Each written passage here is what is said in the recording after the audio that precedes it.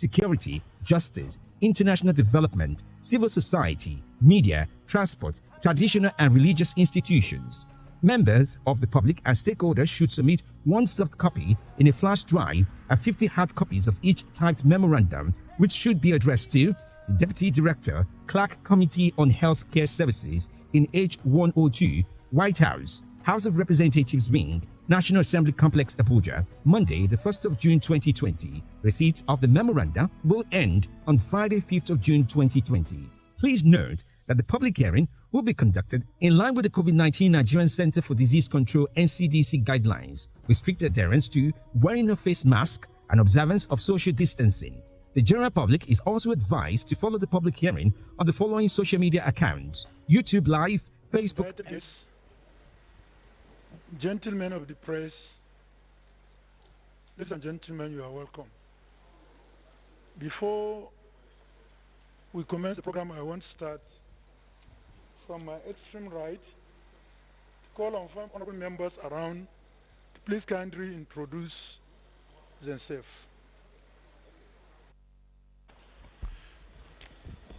Mr. Chairman, Honorable Chairman, my dear colleagues, the Honorable Minister, and other heads of MDAs here present. I am Chinyere Igwe, PhD. I represent Port Harcourt 2 Federal Constituency of Rivers State, and I'm a member of the Justice Committee of the House. Thank you. Mr. Chairman, the co-chairman, honorable colleagues, honorable minister, permanent secretary, and other invited guests, I am Honorable Aniekan Umana, member representing the unique people of Abak, Etimekuta Federal Constituency. I am from Akwa Ibom State. Thank you. Mr. Member of the Justice Committee, please. Okay. Mr. Chairman, co-chairman, respected colleagues, Honorable Minister and his team, my name is Honorable Taiwo Oluga. I represent all the people of Irewoli Federal Constituency in Osun State. Honorable Chairman of this very important committee, co-chairman and vice-chairman, honorable colleagues, the Honorable Minister and his team, other distinguished invited guests, I'm Honorable Balare Bisho Kakel Shuni, member representing Bodenga, Denge Shuni Trader. I'm from Sokoto, Berninshu.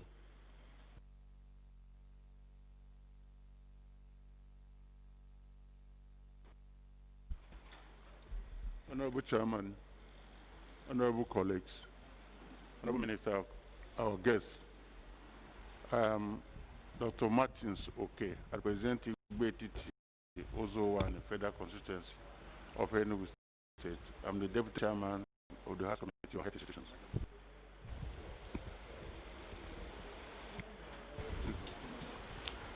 Honorable Chairman, our Deputy Chairman, honorable colleagues, the Minister, our invited guests, I'm Honorable Pharmacist Bolugai Kemboju. I represent the people of Okutikukwa Federal Constituency. I'm from Ondo State. Thank you. Honorable Chairman, Co-Chairman, Deputy, my honorable colleagues, Honorable Minister, and our esteemed guest, I am Honorable Engineer Joseph Asukubelo, representing the great people of Adabi, Okehi Federal Constituency. I am from Kogi State. Thank you. Honorable Chairman, the Deputy Chairman.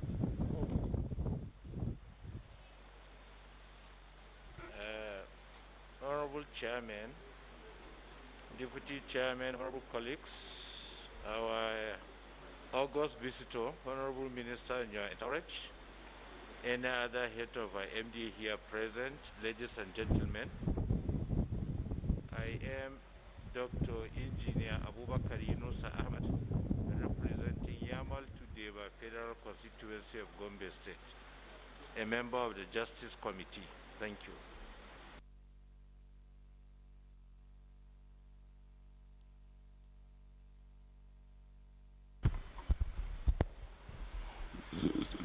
Chairman, Deputy Chair, honorable colleagues, our guests, my name is Tio Robert Aonna. I speak for the people of Kwande and Shongo. I'm from Benue State. Well, thank you very much. I'm there to do I'm there to do my... I'm going to invite you. Okay, you have not. Thank you, Mr. Chair. Honorable colleagues, the Minister, the Permanent Secretary of Ministry of Health, all other invited guests, I am Honorable Dr. Samuel Babatunde Adejare. I represent the good people of Agege Federal Constituency of Lagos State. Thank you, you're welcome, and I'm the Deputy Chairman of this committee, Healthcare Services. Thank you so much. Well, thank you very much. It is my great pleasure to invite the Honorable Minister, Federal Minister of Health, and the Permanent Secretary to introduce themselves. Thank you.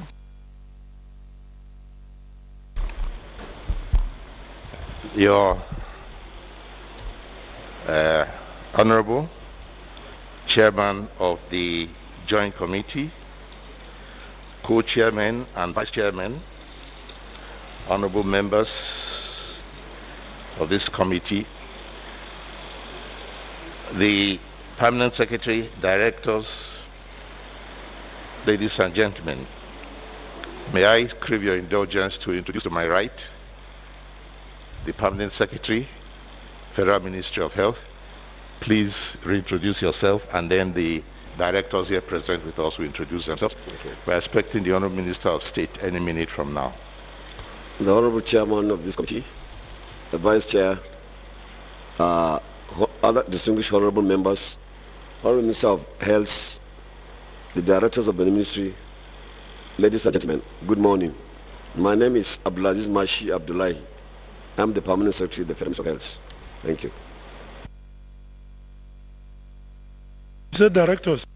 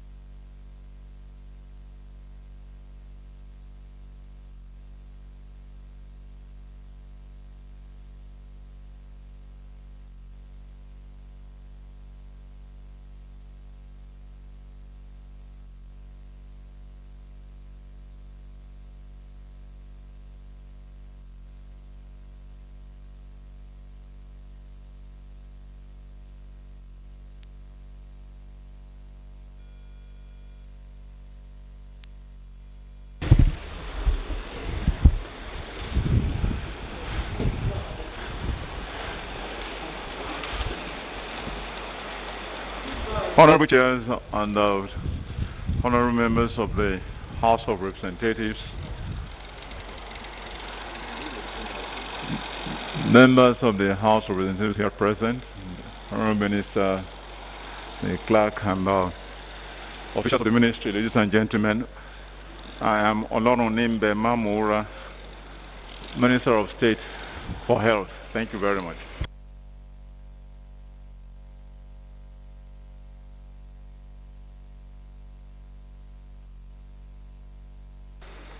Thank you very much. Before we proceed, I just want to make my welcoming remarks. You have introduced yourself, sir? You have introduced yourself?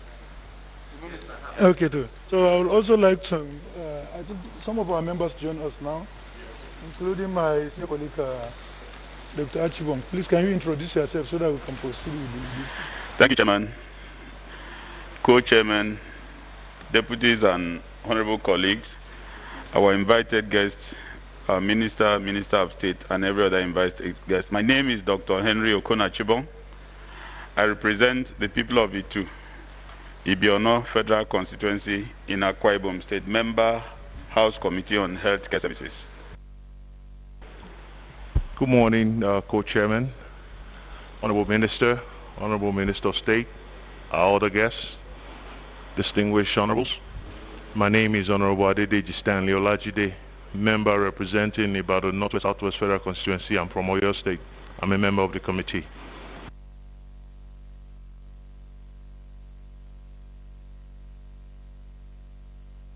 Thank you very much. First of all, let me start by extending the warm reception of members of the Joint Committee of Healthcare Services, Health Institution and Justice to you all.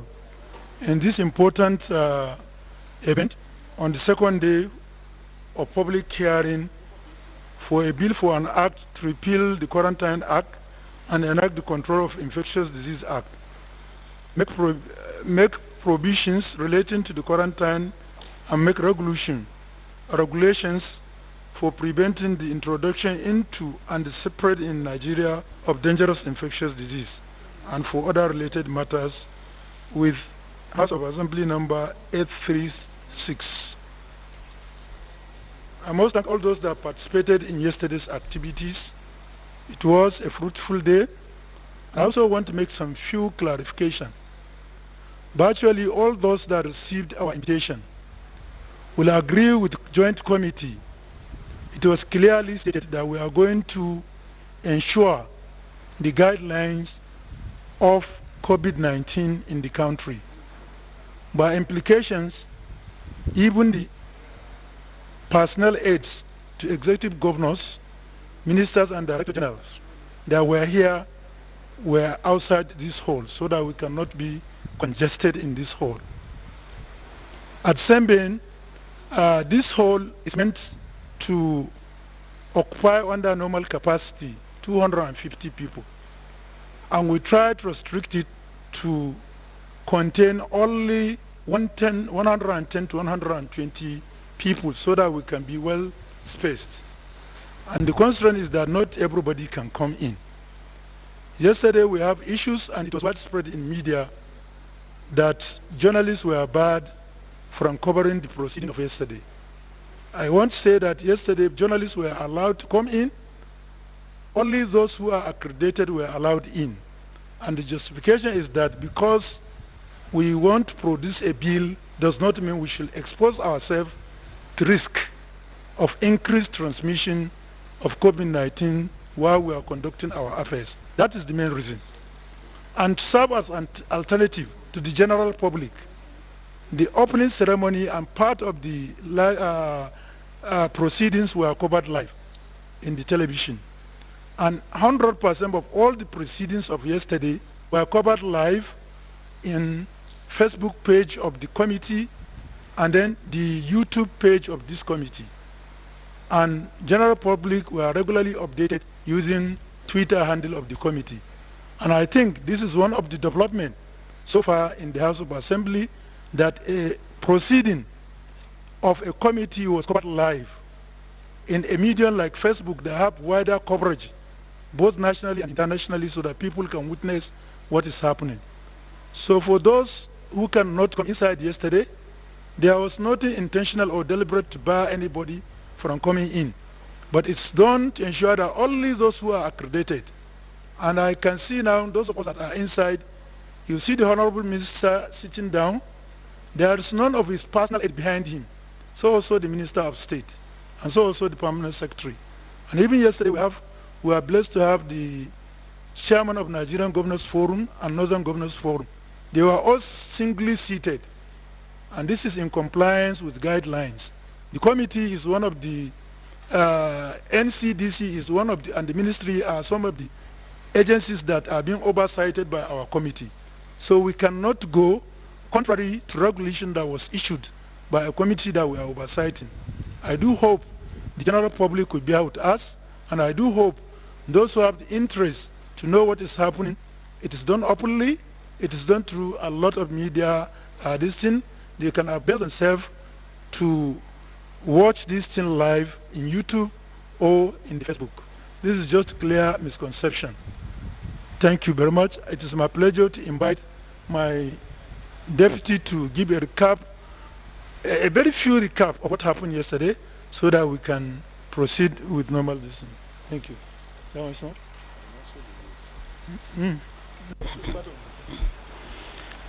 Thank you, Mr. Chairman.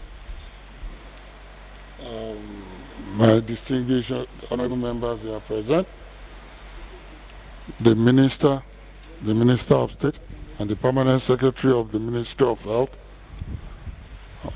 the directors of the ministry that are here present, all invited guests.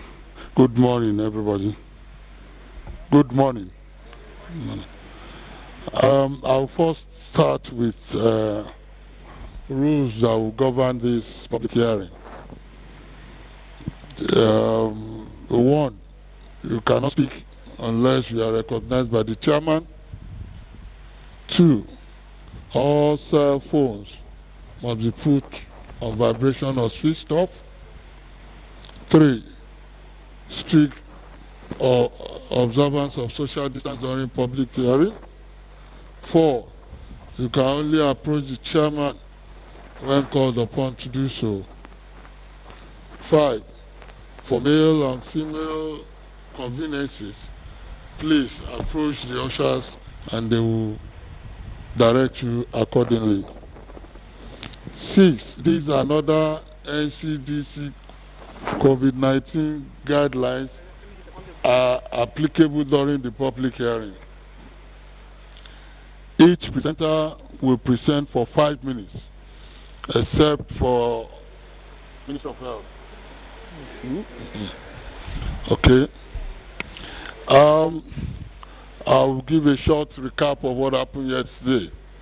This public hearing was commenced yesterday with an opening ceremony that was performed by His Excellency, the Speaker of the House of Representatives, ably represented by the Leader of the House, the Right Honorable Adodogwa.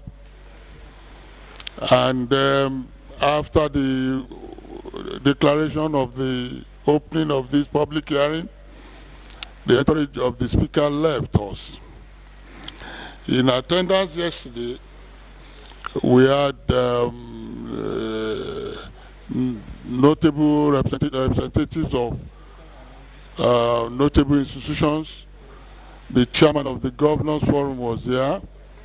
The chairman of the Northern Governors Forum was also here.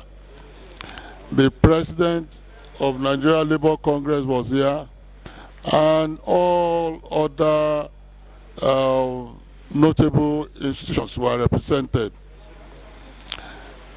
After the opening ceremony, the technical section, which was chaired by my chairman, our reliable, dependable, hard-working chairman of the healthcare services, took off.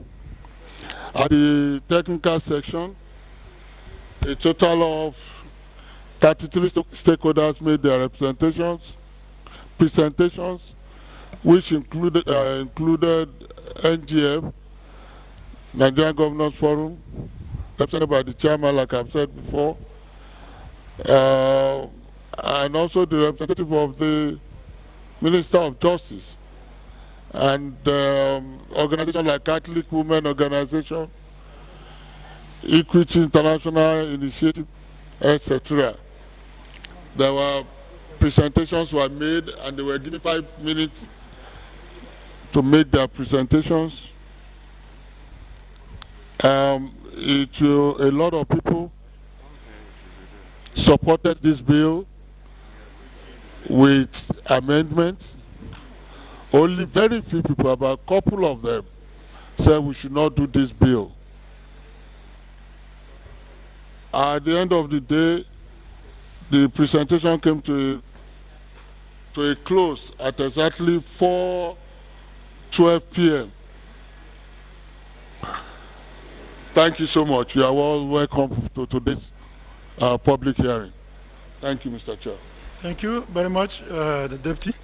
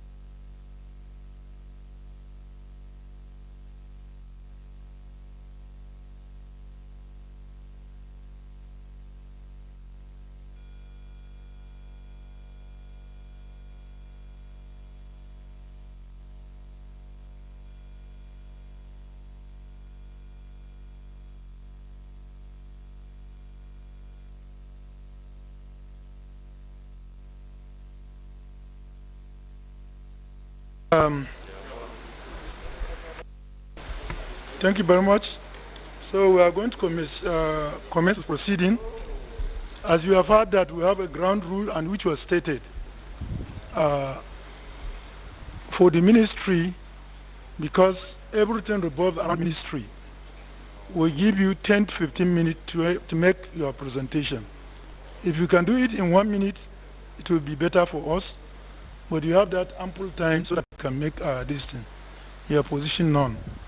And then also, after welcoming all of you, I want to make a special announcement on the spirit of unity. And I think this is where we are going to move forward. This is how we can move forward. It is my pleasure who is going to make a joint presentation on behalf of the Sultanate and other organizations. When he comes in, he's going to make a proper introduction of his position. So we're all welcome. Honorable Minister of Health, you can take the podium. You have to come to the podium because to allow the journalists to have a proper view of your face so that they will know that it's not somebody but Minister of Health. Will present using the podium. And we are very strict to timing. If you want, you can take 4 minutes in introduction, protocol and introduction, so that it can be captured. Whichever you choose to do, the option is yours. Honorable Minister, your 15-minute time starts. Thank you very much, Mr. Chairman of the Joint Committee, co-chairman, deputy chairman, honorable members, honorable Minister of State for Health, Permanent Secretary, directors, ladies and gentlemen, all protocols observed.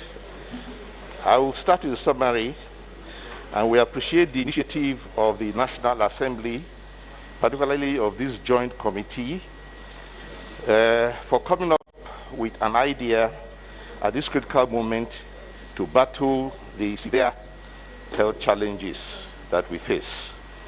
I believe this bill is developed with good intention to, among others, address emerging public health emergencies in Nigeria, including the novel COVID-19 pandemic.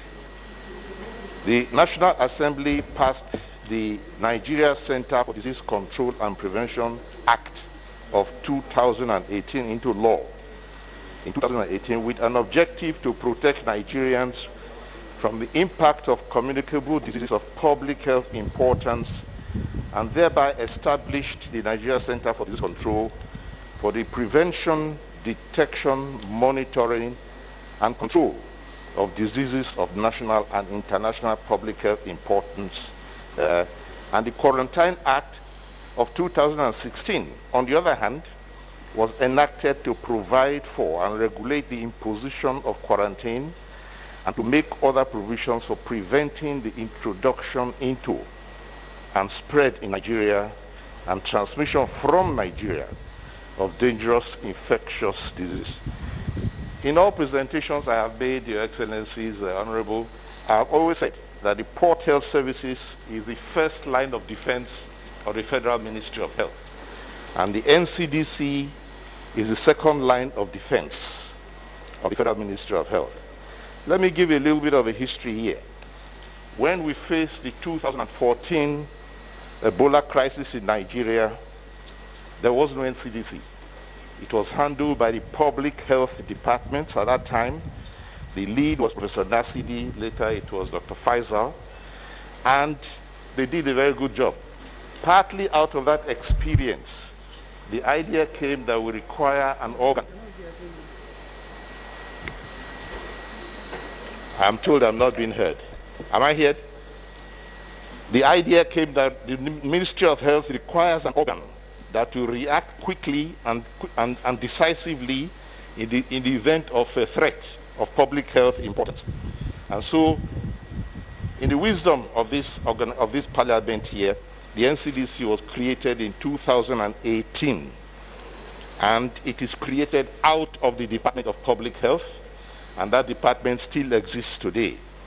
The Department of Public Health is the coordinating arm for all organs of public health, including Port Health, NCDC, and neglected tropical diseases, communicable diseases, and so on. Now, the Infectious Disease Bill of 2020 gives the Director General of the NCDC responsibility for administration of the Act. And this invariably means that the DG NCDCC will administer the acts of two acts of Parliament. This is a technical issue because what I'm going to say here will be both functional and technical, in the sense that the existing act establishing NCDC has not been repealed, and if a new act comes into being, there will be two acts to be implemented by one person or one leader. Now, a cursory view of the Infectious Disease Bill of 2020 shows that most provisions contained therein are provisions that could be incorporated either into the NCDC Act of 2018 or the Quarantine Act of 1926 by way of amendment of these acts. Now, the Quarantine Act of 1926 is outdated. I won't say it's obsolete, because obsolete means it's totally useless. Outdated means that it needs to be cleaned up. It's useful, but needs to be cleaned up to the new realities of today. Now, the memorandum of the ministry seeks to address issues such as the necessity for the Honorable Committee to consider the amendment of the NCDC Act of 2018 and the Quarantine Act of 1926. The penalty for offenses, the search of vessels and premises, the functions of Port Health Services, which is a division under the Public Health Department of the Ministry, the right of appeal, the power of seizure, coordination of health systems across the national and international levels, information sharing, powers of exemption and arrest, and interpretation of words and terminologies. Let me state, ladies and gentlemen, just for a reminder, that the Port Health Service is a department within the public health, and the public health is an organ of the Federal Ministry of Health, and NCDC is an agency within the Federal Ministry of Health covered by one umbrella. The Honorable Committee of the National Assembly is implored to consider just amending both the Nigeria Center for Disease Control and Prevention Act of 2018 to bring it up to date, and the Quarantine Act of 1926, by incorporating relevant provisions of the Infectious Disease Bill 2020 into both acts and making them serve the purpose. Therefore, I shall start by straight away, first of all, giving the prayer of the Ministry of Health. And it is that the Federal Ministry of Health, the prayer of the Federal Ministry of Health, that this memorandum will be useful to assist the committee in considering amendments of the Nigeria Center for Disease Control and Prevention Act of 2018, an amendment of the Quarantine Act of 1926 in place of this infectious disease bill of tuition of the entire Federal Ministry of Health. Now, the Joint Committee of the Health Services has invited us here for this two-day hearing on a bill for an act to repeal Quarantine Act and enact the Control of Infectious Disease Act and make provisions relating to quarantine and make regulations for preventing the introduction and spread into Nigeria of dangerous infectious diseases and other related matters. The committee has also extended its invitation to the Federal Ministry of Health to submit this memorandum. We appreciate the effort of the leadership of the National Assembly, particularly of this Joint Committee on Healthcare Services, for coming up with the bill at this critical moment that the world is battling with the serious global health threats. The consideration of this bill, which generally seeks to address the challenges occasioned by the outbreak of COVID-19 and other infectious diseases, is timely. There is no gainsaying that the bill seeks to address several aspects of public health emergencies in Nigeria, hence the need for a legal framework for disease control and surveillance in Nigeria, which requires strengthening and updating to adequately and more realistically address emerging national and global health security challenges. There have been efforts to update the Quarantine Act 1926 in the past, but not much progress has been made, and there is no doubt that the Control of Infectious Disease Bill of 2020 is being developed with the good intention for updating this act, which has only 8 sections. Having examined the content of the bill, Federal Ministry of Health wishes to make the following submissions to the bill. First is on the necessity of the bill as opposed to amending the existing Center for Disease Control and Prevention Act and also the Quarantine Act of 1926. It is important to draw attention of the committee to the fact that some provisions of the proposed bill are contained in other enactments of the National Assembly, such as the Nigeria Center for Disease Control and Prevention Act of 2018 and the Quarantine Act of 1926, which the bill seeks to repeal. I'm talking about the second one, but not the first. In view of this and the fact that the Director General of Nigeria Center for Disease Control is already vested with powers to administer and implement the provisions of the bill, it will seem that NCDC will be implementing 2 acts of parliament. Consequently, it is recommended that the provisions of the proposed bill be incorporated into NCDC Act by amending NCDC Act, thus giving it more powers and responsibilities. This recommendation is consistent with the objective of NCDC Act to protect Nigerians from the impact of communicable diseases of public health importance provided for under Section 1A of the Act, as well as the function of its prevention, detection, monitoring, and control of diseases, including emerging and re-emerging diseases provided for under Section 3 of the Act. The Quarantine Act could also be amended by the inclusion of provisions relating to quarantine and port health services. This would further strengthen these existing legislations and avoid conflict and duplication of function, which the proposed bill would likely create. Another issue worthy of consideration in the bill is the vesting of enormous powers on the Director General of NCDC without taking cognizance of the establishment of a governing board of the NCDC under Section 5 of the NCDC Act, with powers and functions assigned to it under Section 9 of the said Act. Whereas NCDC Act gives the board supervisory powers and functions on the affairs of NCDC, the board does not do that. It has no provision recognizing an already established NCDC board. Furthermore, NCDC Act under Section 9 gives the board the power to supervise the strategic repositioning of the public health system to enable it to respond to and put in place an emergency and pandemic preparedness system, and to efficiently and effectively respond to to disease outbreaks and other public health events. The bill has not established a board or made provisions empowering the board established under NCDC to exercise supervisory powers over the functions assigned to the DG of NCDC, who is expected to perform all of these functions. In view of the foregoing, it will be difficult for NCDC to exercise the functions assigned to it under two separate enactments, thereby defeating the very essence of enacting the Infectious Disease Bill, which is to a large extent intended to complement NCDC Act of 2018.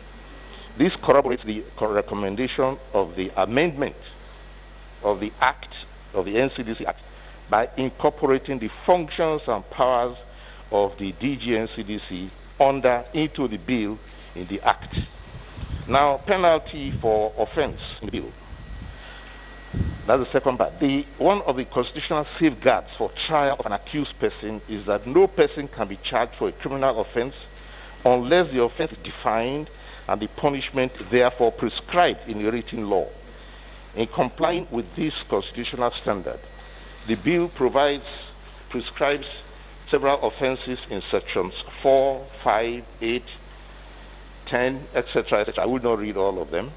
But a single general punishment provided, therefore, in section 68 for all of these offenses, on account of the fact that the offenses are not of the same degree and gravity. A uniform punishment for all these offenses may not serve the interest of justice. The amendment of all sections of the bill, which have section 68 as their punishment section, is recommended by the provision of specific punishment for each offense created. This will be in consonance with other sections of the bill, such as sections 9, 23, 30, 33, etc. I will not go into all of that, which all of the bill, which all have respective punishment for offenses in these sections. Accordingly, we recommend that section 68 of the bill be expunged and is not applicable, and the punishment be prescribed for each specific offense. Search of vessels or premises. In order to prevent the likelihood of allegation of implantation of incriminating material into a vessel or premises, any provision of the bill mandating a police officer or an authorized health officer to conduct search of a premise or vessel should be accompanied with the following provision. Provided that the owner or custodian of the premises or vessel shall have the right to first search the police officer or team of health officers authorized by the Honorable Minister of Health before the conduct of the search of the premises or the vessel. The amendment of the word director to Director General. 2 more minutes. It is observed that the section 4, 2 more 13, minutes for your well, yes, presentation. so the word, that is a bit of a technical issue there. And then the joint functions are being mentioned between NCDC and Port Health officers, which are currently being performed by Port Health Services, which is the division under the province of the Ministry of Health of the Federal Government of Nigeria, and applicable in all countries of the world. There are observations on the notes you find on page 7 on the bill as the analysis of the responsibilities of Port Health, which are all clearly defined. The prevention of international spread of disease, the overview, this is part 3. All reference to Director General of the Port Health Officer or the Port Health Officer in this part of the bill refers to duties already being performed by Port Health Services under the Public Health Department, and reserved for the Office of the Director, Port Health Services, under the Public Health Department as the competent public health authority at points of entry. All such references should be changed to the Director of Port Health Services, and the duties ceded to the Director General NCDC in this part of the bill include authority to inspect particulars of vessels, inspection of vessels, implementation of entry and exit screening at points of entry and other points of which are specific roles which the Port Health Services has been performing since 1926 to date. Sorry, one of the committee to allow Minister to read his presentation complete without limiting his time. So you can continue. I did not get that, please. Oh, thank you. So, prevention of international spread of disease. I think I've already read that one. Vessels, persons, where an area has been declared an infected area by the President and a conveyance, a person or article from such an area arriving at a Nigerian port, the Honourable Minister of Health, on the advice of the Director of Port Health Services, is the authority that can declare such a conveyance, person, or articles as uninfected. This is a function of boarding and inspection and the granting of free practice, which is a core function of Port Health Services and should therefore not be appropriated to any other office or to the DG of NCDC in the bill under reference. The management of corpses, and that section provides that the port health officer may issue a waiver for a corpse of a person determined not to have died of an infectious disease. Approval for such a waiver should be reserved for the Minister of Health, and the Port Health Services currently performs the role of processing such waivers after the approval of the Minister of Health. Medical examination of persons arriving and departing Nigeria, arriving and departing travelers should be appropriately screened for infectious diseases, for their vaccination status, and for the health security risk, including possession of dangerous samples, and not merely for their medical status. The use of appropriate term, entry-exit screening, is important to effectively enforce screening measures for disease-specific threats. Travelers who refuse or fail to comply with exit screening measures shall be guilty of offenses stated in the bill. However, there is need to specify the powers of Port Health Services. The bill needs to be explicit about powers of Port Health Services to deny travel, exit, or an entry to persons in offense to and in collaboration with Nigeria Immigration Services, and grant medical parole and other conditional entry status to travelers. Port Health Service is responsible for the performance of entry and exit screening for travelers' vaccination status, and for other services irresponsible, which is responsible for the performance of entry and exit screening for travelers' vaccination status and other health security risks. This is a section that Port Health Services have continued to perform, evidenced through the port health emergencies of international concern, in particular during 2014 Ebola virus disease outbreak. The third schedule, which is the requirement of vaccination and other prophylaxis, this section is at odds with the ministry's position on who should be vaccinated before travel to Nigeria and where vaccination can be obtained in Nigeria. The Federal Ministry of Health has recently reviewed and updated the yellow fever vaccination and prophylaxis that should inform this section.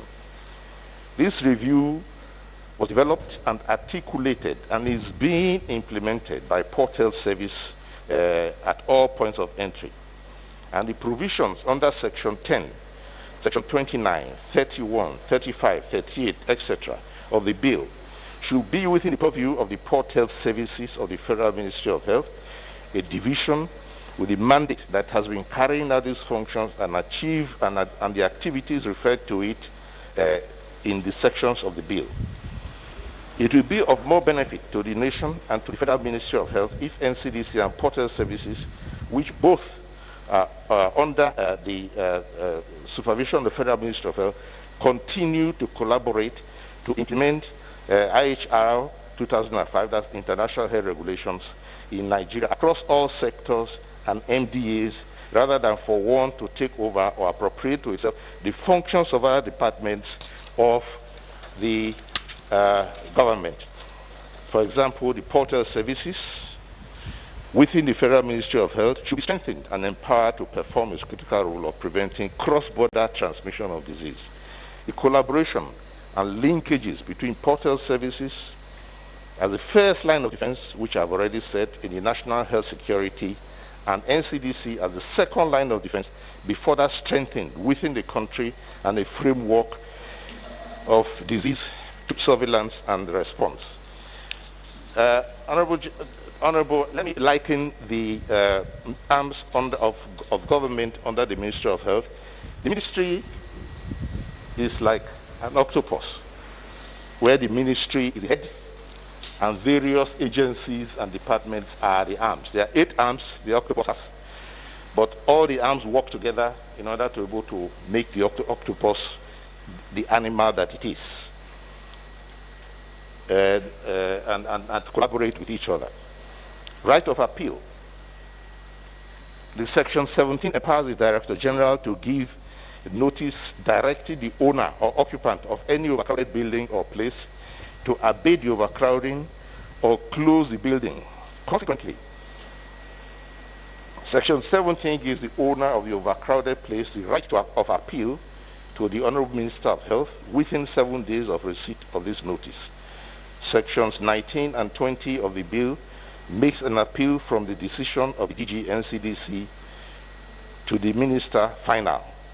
These provisions are suggestive of an exhaustive right of appeal which cannot be redressed even by a court, by making the Minister itself the final arbiter for an aggrieved party. This section should be ousted, and the powers of the courts to adjudicate on these grievances should be recognized. It is consequently recommended that words "whose decision shall be final" should be expunged from the said sections. Furthermore, it is humbly recommended that it will better serve the interest of justice for this right of appeal to be extended to other directives that may be issued by the director. Recommended that it will be better serve the interest of justice for this right of appeal to be extended to other directives that may be issued by Director General. There's a mistyping there. This will serve as a means of checking the excessive use or abuse of power by a DG.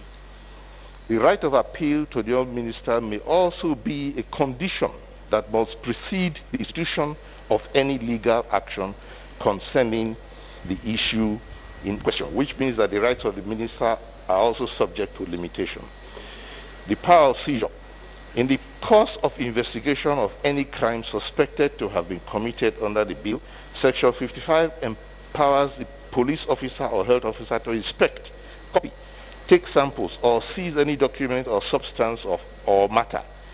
If not carefully conferred under the bill, the exercise of these powers may snowball into a breach of fundamental rights that may open up a floodgate of litigation. It is humbly recommended that the power of seizure of documents, substances, or matters be strictly restricted to substance, documents, and matters that are substantially found to be incriminating. This will guarantee citizens peaceful enjoyment of ownership of their properties and chattels without unnecessary interference from persons the bill has empowered to seize property. Coordination of health systems across the national and subnational levels. Although the responsibility for coordination of the control of national and trans-border responses to mass public health emergencies lies with NCDC by virtue of provision of the provision of Section 3 of the Nigeria Center for Disease Control and Prevention Act. The national, state, and local government level, however, the control of infectious disease bill fails to define such a structure, and as such does not enhance the capacity of NCDC to coordinate emergency response across the 3 tiers of government during a public health emergency. Information sharing. We think that the bill fails to create a statutory framework for the timely dissemination of information between the relevant MDAs and other such authorities at the state and local government levels, and provision of relevant information to NCDC. It contains no specific provisions requiring competent authorities of the state or local government levels to notify NCDC on public health risks, measures, and prescribes no mechanism for the escalation of information to aid timely response. These omissions are likely to create significant gaps in communication, which will adversely affect the capacity of NCDC to effectively change its functions as a body which is statutorily charged with the responsibility of providing guidance, technical and logistical support to the states and local government areas of for planning, implementation and management of diseases of public health importance. More so, with these communication gaps, any efforts by NCDC to prevent, detect, monitor and control infectious diseases of national and international importance as required by Section 3 will be severely undermined. Interpretation and provisions. The interpretation of the phrases healthcare provider, prescribed healthcare services, and recipient and specified recipient under Section 60 should be transformed to the interpretation section. With your permission, I will skip these areas because they are just formalities and technicalities. And then the power of exemption. Section 76 empowers the minister to exempt any person, premises, vessel, or article from the provisions of the bill. That section should be amended by qualifying the power to be exercisable only in public interest to avoid arbitrary exemptions. The following clause may be added to Section 76, provided that such exemption shall be in public interest. Power of arrest. There is need for the bill to make provision for the arrest and prosecution of any person who contravenes the provisions of the Act in accordance with the existing legislation, such as the Police Act of 1943 and the Criminal Act, Procedure Act of 1943, which prescribe the mode and manner a person who has or is suspected of committed an offense could be arrested. Other recommendations. The bill should make provisions for the establishment of mobile courts and also empower magistrates to try offenses under the bill. Provisions in the bill that empower the Director General, NCDC, to carry out or undertake only any function without a warrant should be substituted with the provision that an order or warrant should be obtained from a mobile court or magistrate court established pursuant to the Act. This will prevent arbitrariness, such as issuance of warrants or orders for arrest or search, issuance of notice for destruction or disposal of property.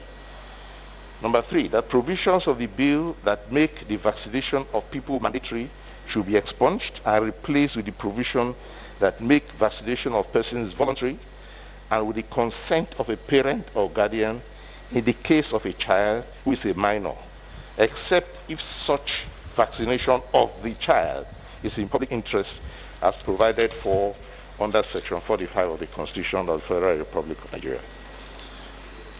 Mr. Chairman, Deputy Chairman, may I close by again repeating the prayer of the Federal Ministry of Health, that it is a fervent prayer of the Federal Ministry of Health that this memorandum can be useful and can assist the committee in considering amendment of the Nigeria Center for Disease Control Act, which is barely 2 years old, and has not found itself too wanting under the circumstances, but requires amendment.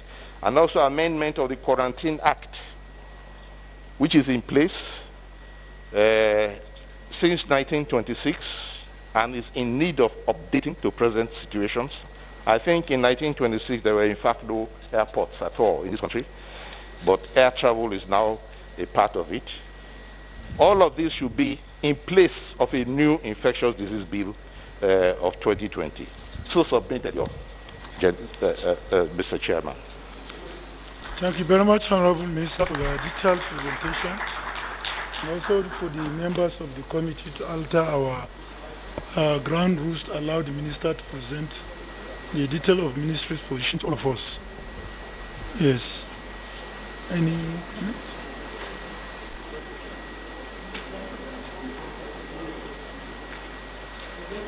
In view of your initial report, you can still proceed to your meeting. The option is yours, sir. With your kind permission, Mr. Chairman, I have to be at the villa. My leave now. Permanent Secretary or the Minister of State. Yes. And the directors are all here. Director General is here. With your kind permission. You can take a leave. Thank you. Honorable Minister.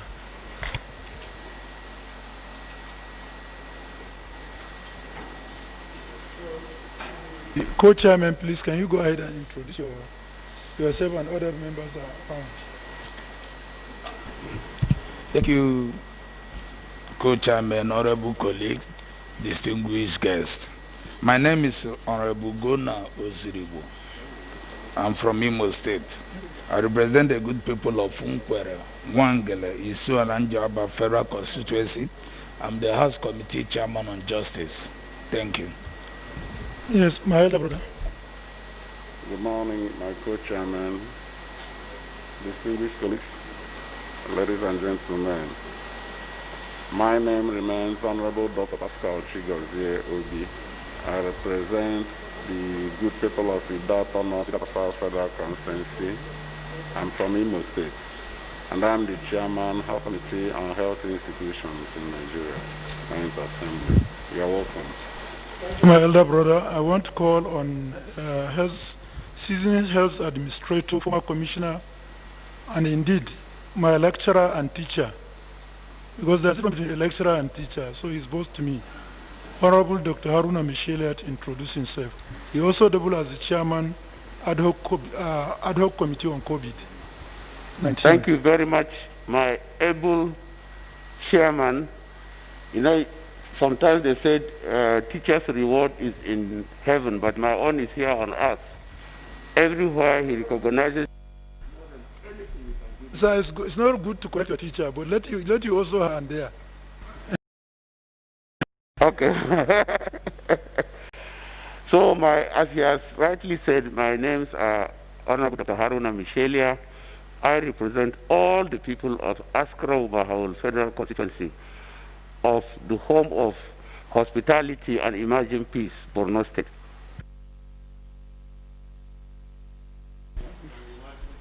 Thank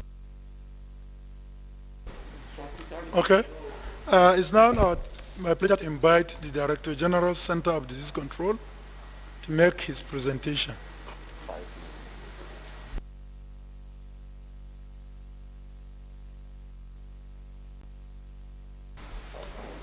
You have, who's giving 10? 10. Yes. You have 10 minutes to make your presentation. Your time starts now. Honorable Chair of this esteemed committee, honorable members of the House of Representatives, honorable Minister for Health, Permanent Secretary, directors of the ministry, ladies and gentlemen. Firstly, the Nigeria Center for Disease Control is grateful for the support from the legislative arm of government in strengthening health security in Nigeria. We recall the role played by the House of Reps in the passage of the bill establishing the Nigeria Center for Disease Control in November 2018. We remain extremely grateful for that singular act. That bill finally recognized the long and thankless efforts played by the Nigeria Center for Disease Control in the response to the Ebola outbreak in 2014 and to the response in several other outbreaks since its establishment in 2011. We are grateful for the opportunity to contribute to the development of a control of infectious disease bill sponsored by the Right Honorable Speaker, Femi Gbajabiamila, Honorable Pascal Obi, and Honorable Tanko Sununu. There is no doubt that existing legislation on public health, such as the Quarantine Act of 1926, are not only obsolete, but also inadequately address contemporary challenges in the management of public health emergencies in Nigeria. Between 2017 and 19, 3 major assessments have been carried out in respect to the legislative framework for public health emergencies in Nigeria. First was the assessment in 2019 using the WHO Joint External Evaluation Tool. The second was a development of a national action plan for health security to address these gaps. And third and most recent was an in-depth report developed for the NCDC on the legal authorities in Nigeria, the IHR implementation in Nigerian law, mapping legal authorities. The Honorable Minister for Health has established the position of the Federal Ministry of Health. Now, whether the future of the response to infectious diseases is done by a new act or amending existing laws, one thing is not in doubt. There's a need to improve existing laws for infectious diseases. How this will be done is now left in the esteemed hands of this committee. The areas of improvement that we have articulated and the Honorable Minister has expressed in his submission include the recognition of other competent authorities involved in the management of public health emergencies, such as Port Health Services, NAFDAC, and other ministries, departments, and agencies. Two, the need to better legislate for the coordination across national, state, and local governments, recognizing that the capacity for NCDC to discharge its role effectively depends largely on clear definition of responsibilities across the various tiers of government. As you will see in the recent reports in the media, NCDC is held accountable and responsible for failures across different arms of government, and therefore taking unnecessary responsibility for things that are normally the responsibility of mostly the states and local governments. The bill as it is falls slightly short of creating the statutory framework for timely dissemination of information between relevant MDAs. Number four, the absence of timelines of information sharing and notification to responsible organizations such as the World Health Organization should be added to the legislation to reflect the responsibilities of the country in terms of the international health regulations of which Nigeria is a signatory. The bill also needs to comply with the requirements of the international health regulations more generally. Number six, the bill or amendments of existing bills needs to also recognize the One Health strategy that we have adopted in Nigeria to promote further integration and coordination across government, especially with the Ministries of Agriculture and Environment, with whom we collaborate every day, and disease surveillance, outbreak investigation, and response activities. Number seven, in order for NCDC to effectively carry out its responsibilities, it is pertinent that the legal framework of managing infectious diseases specifically empowers NCDC to obtain the relevant data from the states. Number eight, the management of outbreaks of an infectious disease has to be swift and urgent, and therefore the access to funds required for NCDC to maintain laboratories, procure equipment, undertake contact tracing, develop and disseminate information is critical. It is therefore crucial to establish a specific fund for this purpose and to clearly stipulate how this will be financed and administered. One option is through the Basic Healthcare Provision Fund. And if this is not the appropriate vehicle, then it will need to be created. Else, history is bound to repeat itself. The bill in its current form does not establish an adequate human rights safeguard.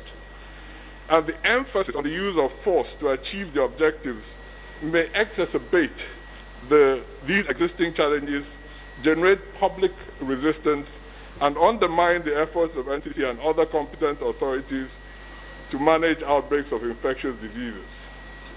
Finally, NCDC also thinks that the bill as drafted gives excessive powers to the Director General of the Nigeria Center for Disease Control. These powers need to be carefully evaluated for the future of our country. In conclusion, honorable minister, honorable members of this esteemed House, we remain very grateful for the leadership and the efforts of the Honorable Speaker and the House of Representatives with regards to establishing a firm, forward-looking legal framework for health security in our country. This is a once-in-a-lifetime opportunity to set a clear framework for the prevention, detection, and response to infectious diseases in Nigeria. Never has an opportunity been more obvious than now in light of the biggest outbreak of an infectious disease in our generation. Honorable members, despite the need for expediency, it is our submission that this laudable bill deserves deeper stakeholder engagement, which we now suggest should be intensified. We believe that with significant changes outlined above, we will have a bill or a review of existing legislation that will serve us well into the future, protect future generations, and strengthen health security in Nigeria. God bless the Federal Republic of Nigeria. Thank you very much. Thank you very much.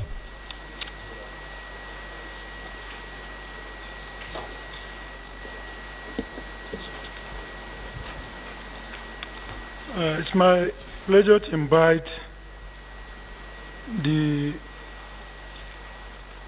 Reverend Father Cornelius, Professor Cornelius, to speak on behalf of the Sultanate Council and other religious body that together formed Nigerian Interreligious Council. You're welcome.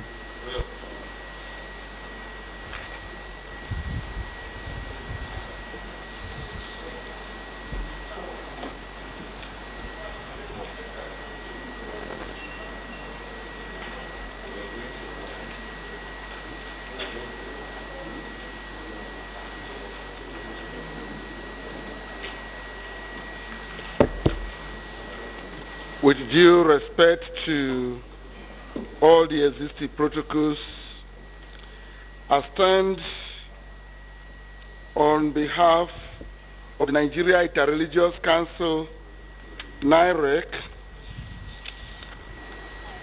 whose chairmen are His Eminence Alhaji Muhammad Sahad Abubakar, the Sultan of Sokoto, and President General Supreme Council for Islamic Affairs. And also His Eminence Dr. Samsi Olashukbo Ayo Kule, the President, Christian Association of Nigeria, CAN. Given that I am speaking on behalf of all the Christians and Muslims in this country, the Nigeria Supreme Council for Islamic Affairs requested that Ustaz Abubakar Sadiq should represent or be a witness to this presentation. Ustaz, please. The Christian Association of Nigeria has also requested Barrister Daramola Joseph, who is the Secretary General of CAN, to witness to this presentation. I'm sure it's in this hall. I am Reverend Father Cornelius Monokwa, the Executive Secretary of Nigeria Interreligious Council and the Secretary General of West Africa Interreligious Council.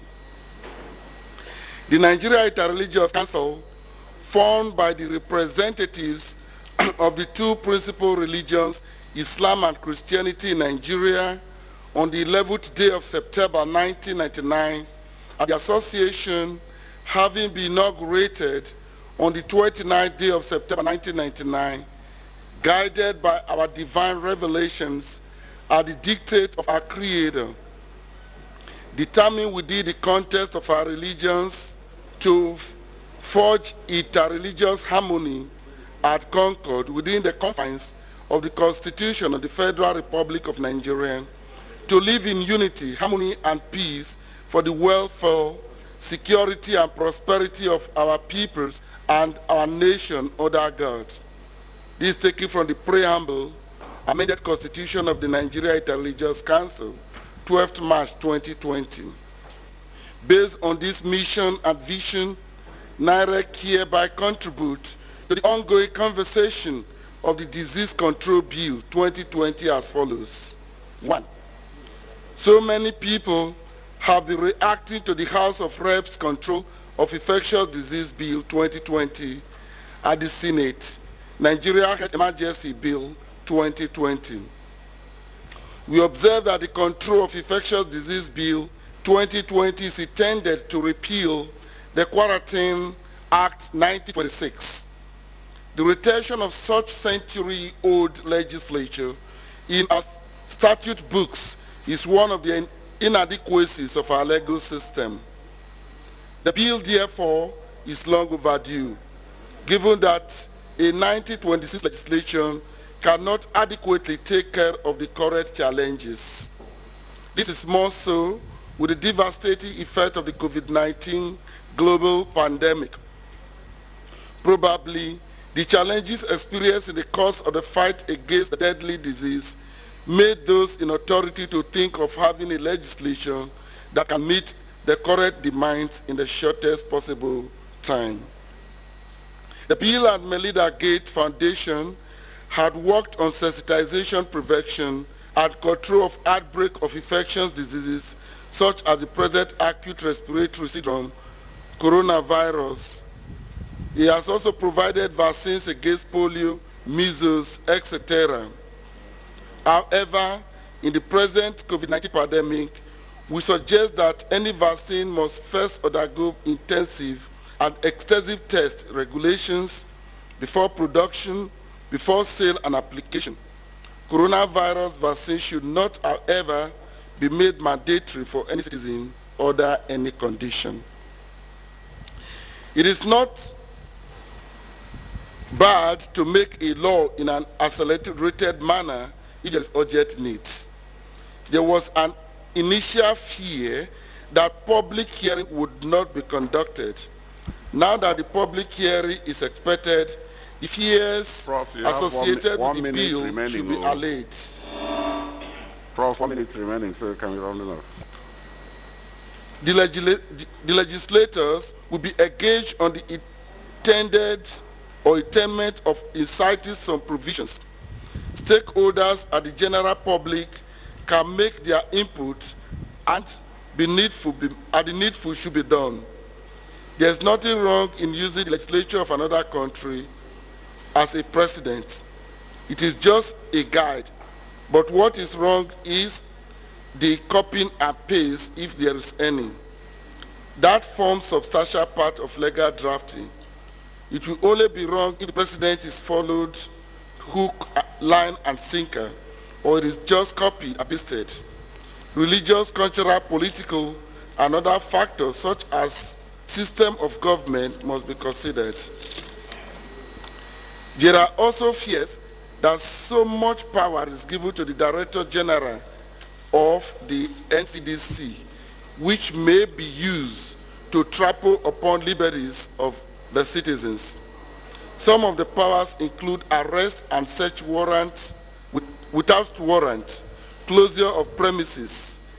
The bill should be made to address challenges during public health emergencies, such as the one we have now about COVID-19. Therefore, there is need to critically revisit Section 13, which empowers the DG to arrest and detain for as long as he desires any person whom he suspects to have an infectious disease or to have recovered from one, as this may be interpreted as an abuse of human freedom. The 1999 Constitution guarantees citizens their privacy, their homes, correspondence, telephone conversation, and telegraphic communication, and Section 34, Section 1 guarantees every individual respect for dignity of each person. We recommend strict adherence to the internal mechanisms in the bill to deal with abuse of powers. Section 3.1 vests power in the president by order to declare a public health emergency. Section 3.7 has given the National Assembly the power to pass a resolution annulling the order. Furthermore, the bill gives right of appeal to the minister by an aggrieved person on many decisions of the DG. Some of the sections that give such rights include sections 16, 17, and 19 of the bill. There are other internal mechanisms, such as under section 24, which is to the effect that destruction of building or things shall be upon a court order. Section 54(2)(b) provides that any person aggrieved by a seizure under section 54(2) may apply to a court which may affirm or disallow the seizure. Apart from the internal mechanisms, there is the constitutional safeguard of enforcement of fundamental rights, open to any person that feels his rights have been or are being or likely to be breached by any person or authority so seek for redress from the appropriate courts. We observe that there are provisions of the bill which are likely to affect religious activities on sensitivities. One of such provisions is that of section 12 of the bill, which deals with disposal of corpses. Another such provision is that of section 19 of the bill, which deals with prohibition or restriction of meetings and gatherings. The National Assembly should avoid inserting provisions that do not take religious sensibilities or federal structure of the country into cognizance.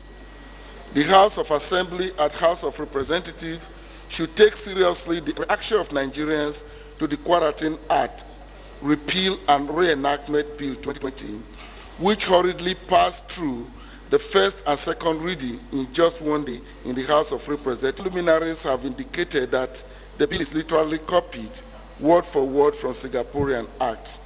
For some learned lawyers, the bill sponsored by House Speaker Femi Gbajabiamila, Chairman, House Committee on Health Instructions, Pascal Obi, and Chairman of the House Committee on Health Services, Tanko Sanunu, should be subjected to critical analysis. Parents must not be forced to vaccinate their children at birth.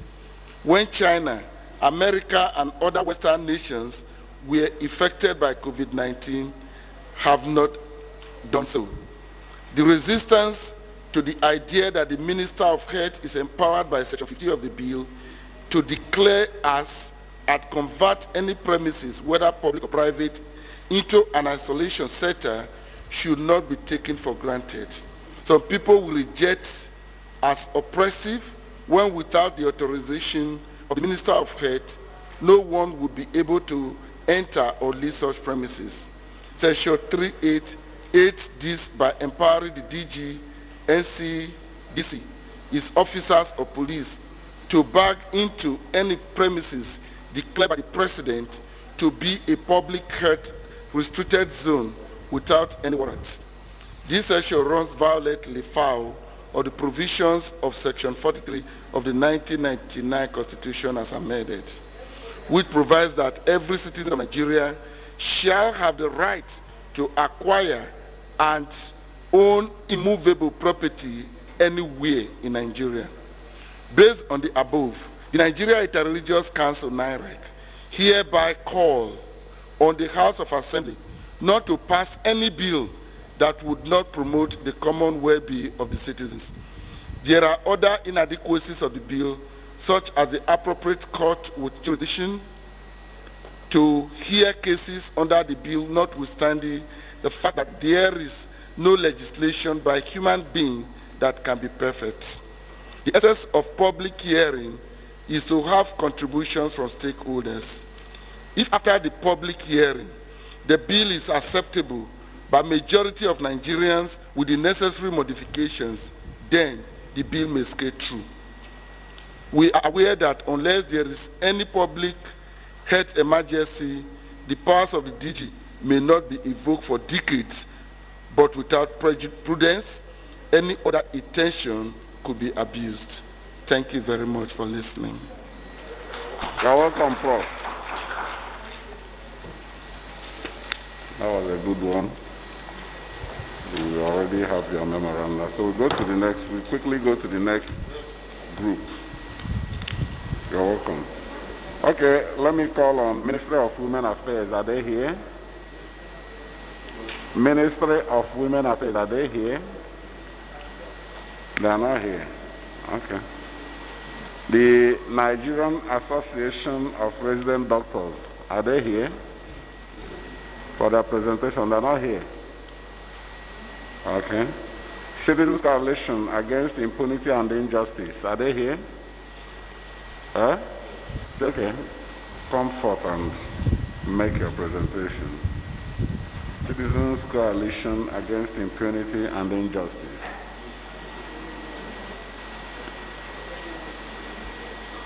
You just have 5 minutes to address us, starting from when you mount the podium. You're welcome.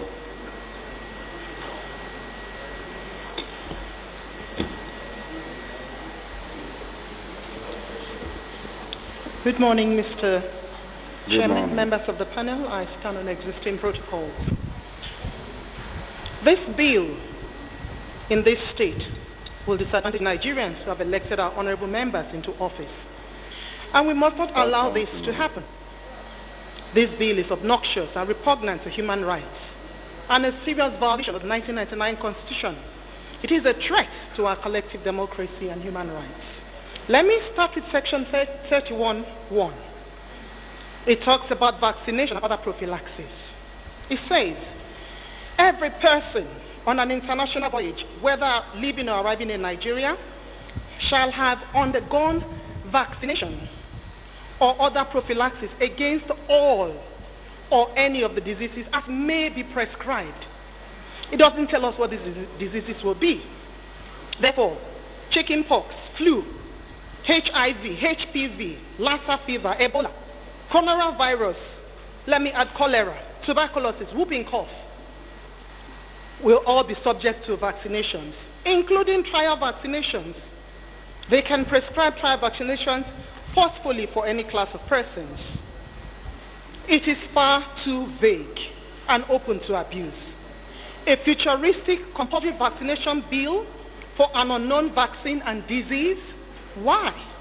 Let us not forget too soon the effects of the drug thalidomide, which was prescribed to pregnant women to combat morning sickness.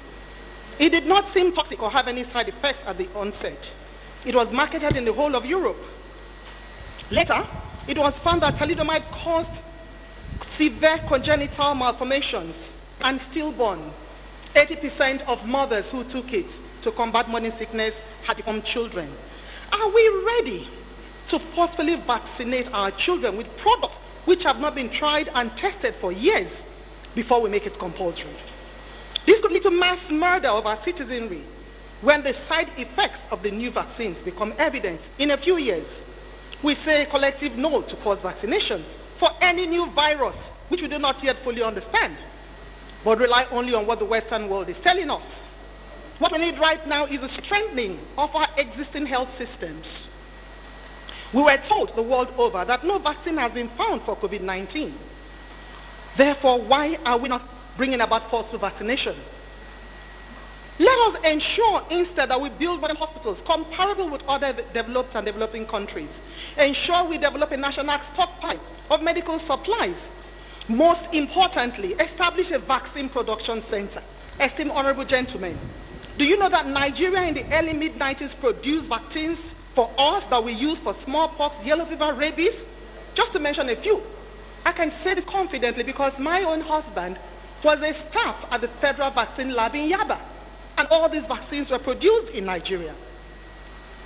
Why are we resorting to become beggars for what we can produce? Why are they giving us billions of dollars for free vaccines rather than equipping us to start our own vaccine making? Okay. Vaccines produced in our local habitat will be more effective in our bodies. 1 Plus, we minute trust. remaining. 1 minute, so you can just round up. Okay. Let me also go to section 13, which empowers the DG upon mere suspicion, not information, that a person is infected or even when you have recovered, to be arrested. This becomes a political tool. Section 15 gives the minister power to declare any premises, whether public or private, to become an isolation center. Most importantly, this law, this bill, says that anybody who is aggrieved with any decision of the DG or his order can only appeal to the minister, and the minister's decision is final. This is to say, like Decree 4, the jurisdiction of the courts is ousted. We cannot, in exercising our own constitutional rights to make laws, oust another arm of the government. Section 54 of the bill is another clear violation of the jurisdiction of the sections of Section 36 and 34 of our Constitution. Madam, time up. Your time is up. Thank you, sir. So you already have your papers here, and that was a good one. You're welcome. Let me also call on the Pharmaceutical Society of Nigeria. Pharmaceutical Society of Nigeria, are they here? Okay, comfort.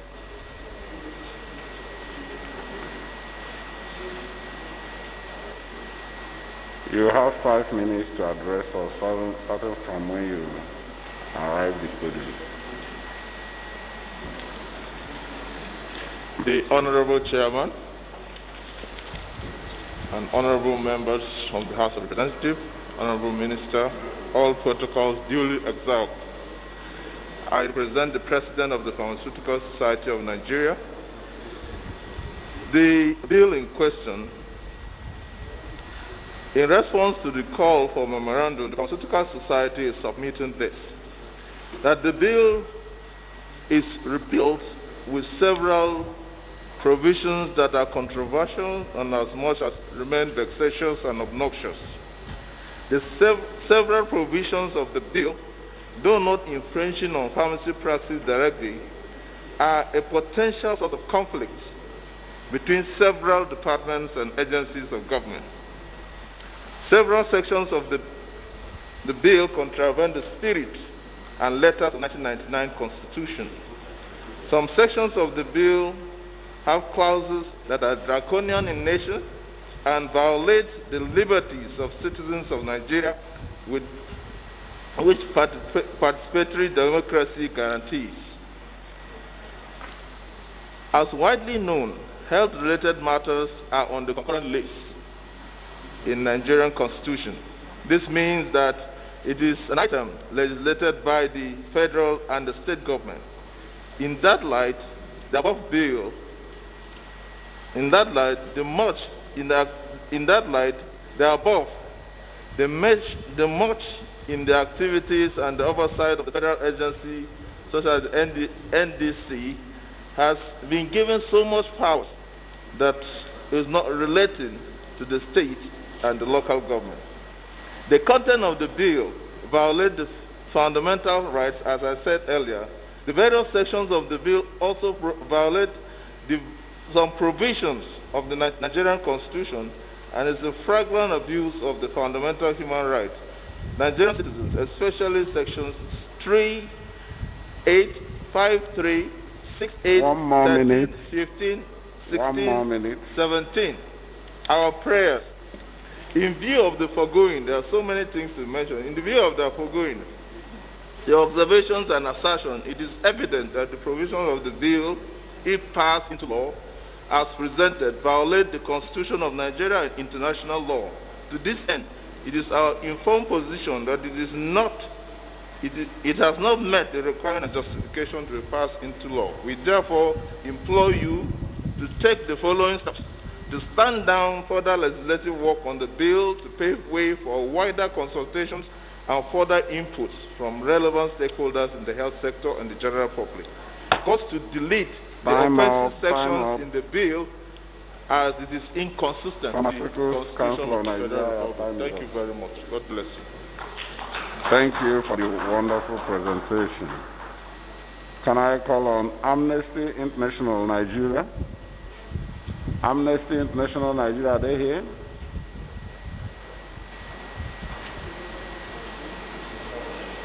Okay.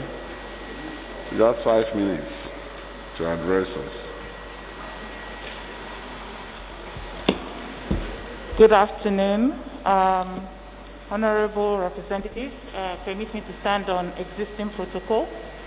My name is Osai Udigo. I'm the country director of Amnesty International Nigeria. We are honored to have this opportunity to provide comments on the bill. Amnesty International Nigeria, as many of you know, is a human rights organization. We are independent of any government, political ideology, economic interest, or religion. We are particularly concerned about the control of infectious diseases bill because a lot of its provisions are inconsistent and incompatible with the Nigerian constitution and international human rights laws, obligations, and commitments that Nigeria has acceded to. In order to summarize our memorandum, which the Honorable currently have, my submission would highlight key areas of concern. These are the right to health, right to peaceful assembly, right to privacy, right to personal liberty, criminalization as enforcement, right to an effective remedy, and a potential abuse of power. While Nigeria has an obligation under the right to health to take measures to prevent, treat, and control epidemic and endemic diseases, the authorities must ensure that any restrictions on human rights in general can be justified, necessary, proportionate, and aim to achieve legitimate objectives. Any such measures must respect human dignity, must not be arbitrary, discriminatory, or unduly intrusive or restrictive. We are quite concerned under the right to health that there are broad powers to enforce medical examinations, vaccinations, testing, and treatment, with non-compliance punishable as an offense, and that this approach also risks undermining trust between patients and healthcare providers and deterring people from accessing health services. As such, this bill risks violating the right to health and other rights. For example, the powers under Section 5 requires any person to submit a medical examination at any time for reasons of epidemiological investigations or surveys. Furthermore, there is a risk of unintended consequences, as current evidence indicates that compulsory treatment measures are ineffective when compared to consensual community-based care models.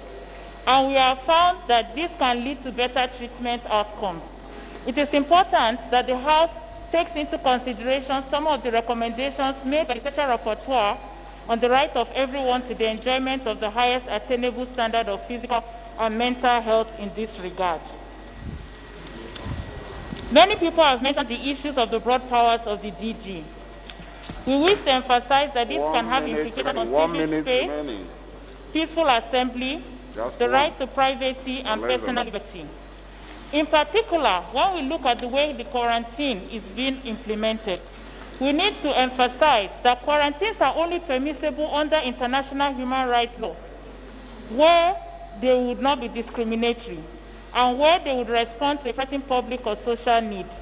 It is important that the bill ensures that any restriction is proportional to the service it wishes to achieve, and the current way the bill stands would infringe on these rights. It is important to stress that we should not be too much in a hurry to criminalize every single violation, when we know that in terms of the treatment of public health, it is the poor and the vulnerable, as we have seen in Nigeria, that will be marginalized and will not have access to health services. We therefore urge honorable representative that the House should not pass this bill, and that instead they should look towards an inclusive approach to developing any new law where stakeholders, including civil society organizations and the public, are consulted at all stages of developing the law. I thank you.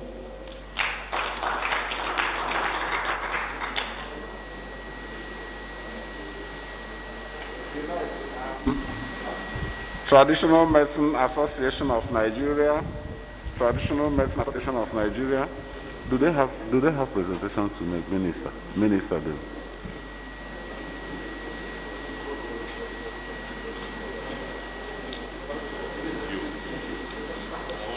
And institutional justice. Our own memo may differ from others because we are practitioners directly. We are not working on principles and ideas of the Western world and treaty. We are part of it, invited by you because you listen to the voice of God. That is why we are invited, despite the fact we are not captured in the bill. And our department, the Federal Ministry, is not captured completely. And we are practitioners practicing under the Federal Ministry of Health. And we are not captured. Then if we give you a memorandum, how do we practice it? How are we going to regulate the activities of medical practice in the world? It is impossible. So we are lamenting more instead of giving a memorandum that will not be used. Like I said... You mean you've not submitted your memorandum to us? Pardon? We don't have a memorandum here. We have it. Did you submit to us? Yes, we submitted. Okay, so go yes, ahead. We did. About 4 minutes. We did. So, sir, we are saying we in Nigerian practitioners of traditional medicines, we are the beacons and we have the summary of all and solution to this COVID-19 because we are the raw materials of the medical practice in Nigeria and 80% of our clients in the medical hospitals are under the prescription of traditional medicine practitioners. But yet, we are not captured in anywhere. We have no legislative backing. So we are appealing. We have much to offer. We have come good news to Nigerians, good news to Africans and part of the world. We have solution to this. I want to confirm this to you. But because we are not captured, we are not known, we are not recognized, bastardized, but you allowed Western education to colonize the activity of African traditional practice medicines, which is abuse and insult to all of us in Nigeria. These practices is a holistic practice that we should be consulted because it's like you are cooking food without water and the food will never be cooked. It will be destroyed by fire and the solution is here. We sympathize with Nigerians who lost their life on the course of this pandemic. This remedy is not issue of quarantine and others. 1 minute remaining. Oh. Just Pardon? 1 minute, my brother. Pardon? 1 minute left. So what we are saying is, we are appealing in this our memo. Maybe you want use 1 minute to talk about the bill we have at hand. Pardon? Maybe the 1 minute to be for the current bill we are talking about. We are holding public. Sorry, sir. With due respect, you know this you are masqueraded. I cannot understand very well because I'm a practitioner. Okay, 1 minute, just. Okay. All right.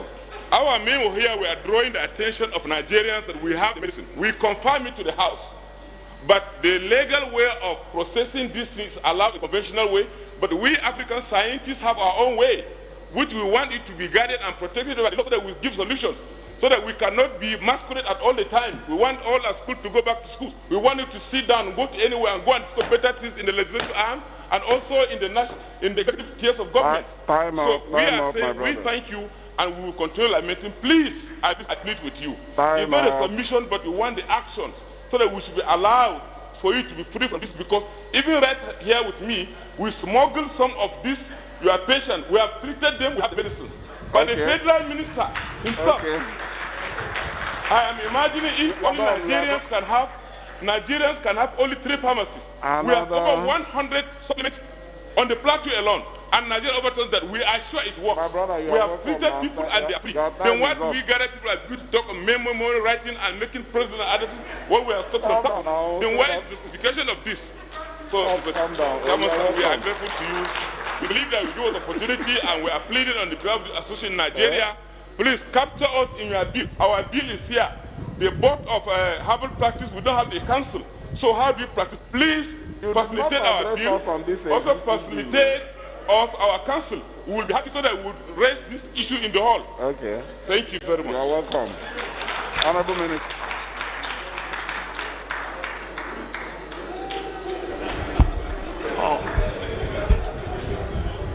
Thank you. Thank you very much, Honorable Chair, and I equally pay respect to your colleagues on the top table and the whole House. Honorable Chair, thank you very much for granting us the permission to exit while the other directors from the ministry, the Director of Public Health, Director of Health Services, and Director Legal will be here just in case you have some clarifications to say. But let me just seize this opportunity to assure our friend who just made the last presentation that to say that our traditional and alternative medical practitioners are not captured, maybe in this particular bill he's talking about, but in terms of giving recognition, I can assure him that they have recognition within the ministry. That's why a department was created, Department of Traditional, Complementary, and Alternative Medicine. We have a whole department. And just about 3 weeks ago, we had a virtual engagement with those practitioners that have submitted claims and remedies regarding treatment or cure or supportive treatment for COVID-19. We had engagements with them, and we invited all those who had made claims and submitted same to the ministry. And in attendance were the relevant agencies. NAFDAC was there, Nigeria Institute of Medical Research was there, NIPRID, that is a National Institute of Pharmaceutical Research and Development, was there. The president of the Pharmaceutical Society of Nigeria was there, and of course, people from the academia, from the University of Benin Teaching Hospital, from the University of University Ife, the chairman of the Ethics Research Committee was there. It was a very big thing, and we are already working on the claims and remedies submitted to us.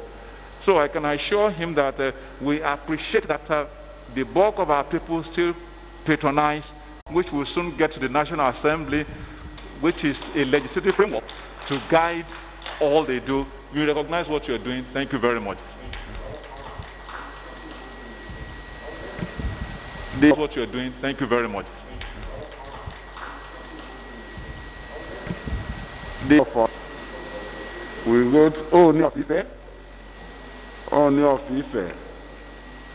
Not here. Sultan of Sokoto. Okay, you made a joint presentation, Prof.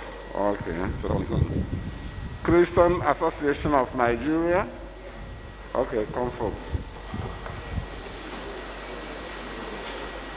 Christian Association of Nigeria. You have just 5 minutes standing from the time you mount the podium, and try to make your case within that 5 minutes. Unlike so Samson Olasupon at this August gathering. Well, we've been giving only 5 quotations. At least say something. If we therefore employ NAS to avoid wasted efforts. 1 more minute.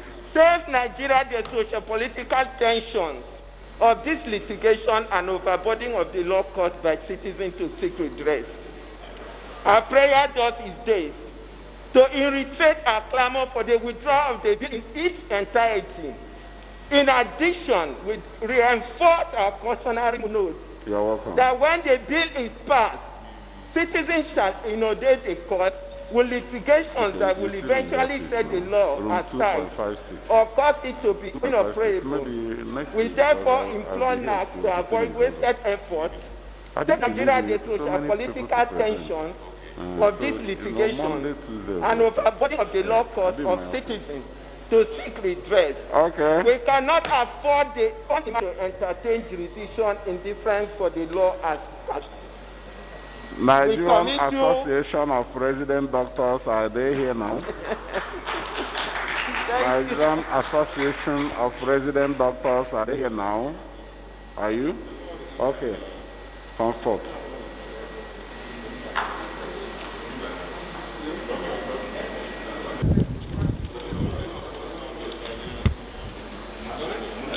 The Chairman, Joint Committee on Control of Infectious Disease Act 2020, everyone present here. Good morning. My name is Bilkis Mohammed, and I will be presenting the position of Nigerian Association of Resident Doctors on the bill for control of infectious disease bill. Compliments from the Nigerian Association of Resident Doctors will aware that the threat of devastating outbreak is on the rise, with several outbreaks recorded across the world in the last few years. The National Assembly has taken a giant step towards filling up these gaps by coming up with a proposed bill known as the Control of Infectious Disease Bill, and as an act that will repeal the previously existing Quarantine Act of the Federal Republic of Nigeria. The pith and marrow of our recommendation is to look into the inadequacies of the proposed Control of Infectious Disease Bill as it designs to repeal the currently existing Quarantine Act of the Federal Republic. The major issue of concern lies in the part of the bill which deals with the powers vested on the person of the DG of the NCDC. Gleaning closely into the NCDC Establishment Act of 2018, the DG has been vested with so much power already, and the Act also gave some powers to the board of the NCDC, some of which are given to the DG under the current bill that is being proposed directly. We have also observed that the bill in reference was copied as a copy and paste from the Singaporean Infectious Disease Act of 1977. In our opinion, this lacks the local content that is peculiar to us as Nigerians, and we do not align completely with the copy and paste ideology of a Singaporean bill, which does not reflect the international health regulatory acts. Then specific items are subsection 6.2 on medical examination and treatment. We recommend that rather than have an X-ray, we have radiologic investigation, and we also recommend an addendum of any other medical evaluation as may be deemed fit with respect to the particular disease. Subsection 8.4, we also have that the Director General's role is far too broad for an appointee, a political appointee, because as the appointee is expected to be answerable to the appointer. We have subsection 9.1 on the offenses for supplying false and misleading information. We request that this should also, in addition to blood and blood products, include tissue, organs, implants, or other medical equipment for invasive procedures. 1 minute remaining. That's round up. Huh? Arrival of infected ship. We request that the ship carrying infected and suspected persons should be referred to as such. On the aspect of vaccination, we feel that it is against the right of a patient to accept or reject any offered treatment, including vaccination, and therefore we do not support forceful vaccination of Nigerians. In conclusion, above all the responsibilities given to the person of the DG, we recommend that we should rather assign majorly this role to the board of management of the NCDC rather than the person of the DG of the NCDC, who is an appointee of the federal political government. And also some other provisions that on the bill have been put in our position statement, which for the want of time will not present here but has been submitted to the House. Thank you very much. Calm down. Yeah, let me call on the National Human Rights Commission. The National Human Rights Commission, are they here? Okay. Okay. You're welcome. 5 minutes. 5 minutes for your presentation, so you better go straight to the point. Thank you very much, Honorable Chair and honorable members of the committee. I'm happy to be here this afternoon to make our presentations from the National Human Rights Commission. For us in the National Human Rights Commission, it is our belief that for any legislation, proposed legislation to be what, drawing the attention of Parliament, such a legislation or proposed legislation must meet what we call human rights impact assessment test.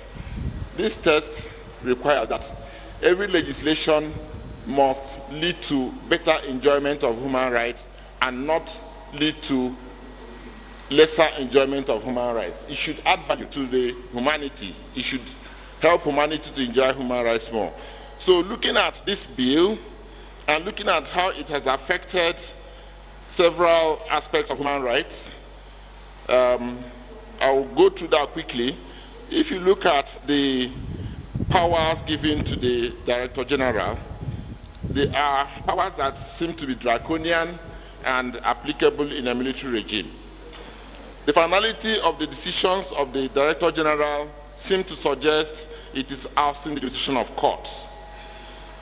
The Director General has powers to take over property without approaching the court for that. There is provision for arrest without warrant. Arrest without warrant should be where somebody has committed an offense in the face of the law officer, but that's not the case here. And knowing that in the hand of our law enforcement officers is going to put a lot of Nigerians in jeopardy. There's provision for use of force all over the statute, all over the bill. You know that use of force can lead to torture, and there is no condition under which torture can be excused, even in terms of emergency. There is requirement for compulsory vaccination. Of course, the rule of ethics of medical practice requires the consent of any patient to treatment, and this has been the hallowed tradition of the profession. So vaccinations are by consent and by persuasion, and this proposed bill suggests it should be compulsory. The right to privacy has also been affected, in the sense that the Director General can even approach operators, and this can delve into even your law to privacy in conversations and so on and so forth. The surveillance which the patients can be subjected to should be more of physical surveillance, so that that will affect their being able to infect others. Now, there's also provision for disclosure of health information, which of course everybody knows that one of the rights of every patient is confidentiality of medical information. And this seems to be encroaching on that basic right of a patient. The issue of entry into premises by force without warrant is also against the human rights of patients. Also the compensation, there's no provision for compensation or for losses to businesses that can result from compulsory lockdowns or quarantine and so on and so forth. And you can see the devastating effects that has on the economy and on everybody.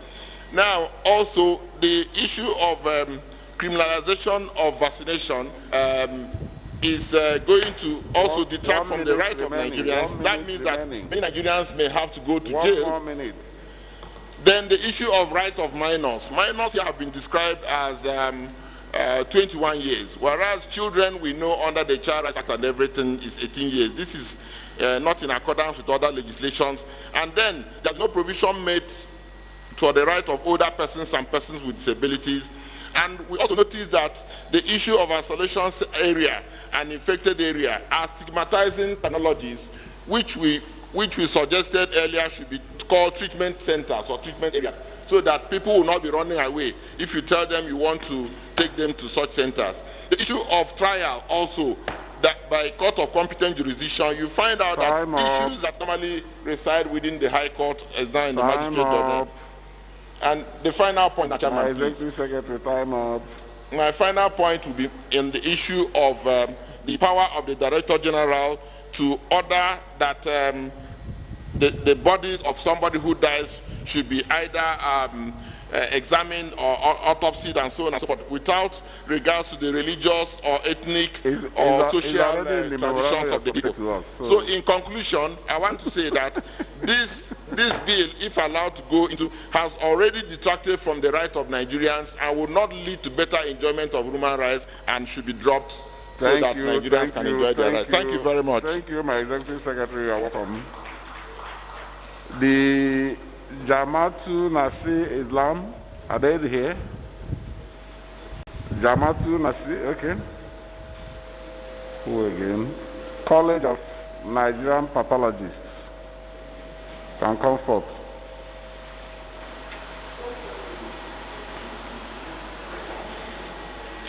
You're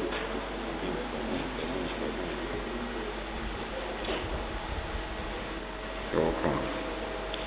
You just have 5 minutes to address us. We already have your paper you submitted earlier than now. Mr. Chairman, good morning. Good morning. I would like to stand on the existing protocol. My name is Dr. Akim Oyemi Lawal. I'm the Secretary of the College of Nigerian Pathologists, and I'm standing in for my president. Thank you. Because we have just 5 minutes, I would like to rush through this address. Well, I first want to say that we are pathologists, and we are medical experts on the basis of progression of diseases. And the infectious disease fall within a subspecialty of pathology referred to as medical microbiology and parasitology. Hence our interest in the control of infectious diseases, and hence this bill too. I would like to say from the outset that our summary recommendation is for this bill to be stepped down for now. I'm saying this because I'll soon highlight a few of our of the things we've noticed, but I just wanted to quickly say that before the bearings. All right. We believe that the Quarantine Act that is about to be repealed, the only limitation in that act is the reference to ships. And all that will have been necessary in the administration of that act is to provide for its application to aircraft, space, and vehicles. Vehicles, because of our recent experience of their use to transport viruses, virus-infected individuals across state boundaries. And we're also concerned that the new bill appears to confer very serious powers to the NCDC Director General, which appears to be outside the agency to which it belongs. But I think that much has been said. But I would like to quickly say this and draw our attention to some of the things we've noted before time goes up. We think that in Part 1, Section 1 and 2, the appointed officers should follow civil and public service rules and not the thinking of the Director General. The way it is so framed, it could lead to erroneous applications. We think in Part 2, Section 4, the notification should be done through the Public Health Directorate. It is unnecessary to drag a practitioner, that's a medical practitioner, to court over this. The offense can be treated as negligence and should be tried by the professional body tribunal, that is the Medical Data Council and not the court. So that should be amended if we are not stepping that is for now. Quickly. So 1 minute remaining. In Section 6, it wasn't stated who pays for examination and investigations. We think this is an omission. And lastly, we think that a part of this bill violates our constitution that guarantees human rights. Medical care is by choice and is not enforced. So vaccination cannot be enforced. A patient can stop treatment by his own right. He has the right to stop his treatment and say he doesn't want to care anymore. You shouldn't, health by its nature cannot be enforced by fiat. So based on these submissions, I think we have, our memorandum states most of the things I won't be able to say here, but yes. I think I made my point. Thank you very much, Mr. Chairman. You're welcome. You're welcome. Nigerian Association. Okay. Association of Public Health Physicians of Nigeria. Association of Public Health Physicians of Nigeria, are they here? They are not around. Okay. Nigerian Christian Graduate Fellowship. Nigerian Christian Graduate Fellowship, they are not here. Professional Association of Public Health Nurses of Nigeria. Professional Association of Public Health Nurses of Nigeria. Come forth. You have 5 minutes for your own presentation. After this, the Catholic Bishops Conference, are they here? They should be getting ready. Catholic Bishops Conference, are they here? So good afternoon, Honorable Chairman, sir. Good afternoon. Permit me to respect established protocol. Okay. My name is Mrs. Salome Tor. I'm the National Chairman of Public Health Nurses Association of Nigeria. We are here to support the passage of this bill, the proposed bill on infectious disease, for the following reasons. 1. Current global surge in disease outbreaks, which is ravaging the health and economy of the world, which has spanned over 23 years. 2. The Quarantine Act of 1926 is old and is inadequate to tackle public health emergencies. 3. We also have a hope that the passage of this bill will give full recognition to the role frontline health workers play in disease outbreak. Now, Professional Association of Public Health Nurses of Nigeria, it's an affiliate of National Association of Nigerian Nurses and Midwives. We are also an affiliate member of Society for Professional of Public Health in Nigeria. Now we have the following recommendations. 1. Under Part 1, Administration, we observe that the statement we says, we request that, we kindly request that the Director General of Nigerian Center for Disease Control must always be a professional in public health who understands the protocol of infectious diseases and control, as well as experience in clinical practice as obtainable in other parts of the world. And then, on the powers vested on the DG, we recommend that in the presence of outbreaks like what we are facing right now, a committee should be set up in Federal Ministry of Health, known as Public Health Intervention Committee, comprising of relevant stakeholders, with the Director General as the chairman. From there, subcommittees are going to be formed who will take charge of or take into consideration all the relevant stakeholders that will be able to create synergy in handling public health emergencies. Under the vaccination and other prophylaxis, we also note that, yes, vaccination is not compulsory, but by the right of included in the Child Rights Act, parents owe the children a duty to ensure that they are protected. And then we also, in Section 53, we said that fees should not be charged for vaccination because currently vaccines are not being charged. And then, under the prescribed infectious diseases, on the fourth schedule, we have a current schedule that is obtainable. What is contained in that bill is only 4. We have up to 13 diseases that vaccination is covered in Nigeria. Center for Medical and Health Rights Advocacy. Medical and Health Rights Advocacy. After all the recommendations, Professor Owakwa Abugu. Thank you very much. Get to the hand and make your presentation. Thank you very much. Mr. Chairman. Yes. Permit me to stand on the existing protocols.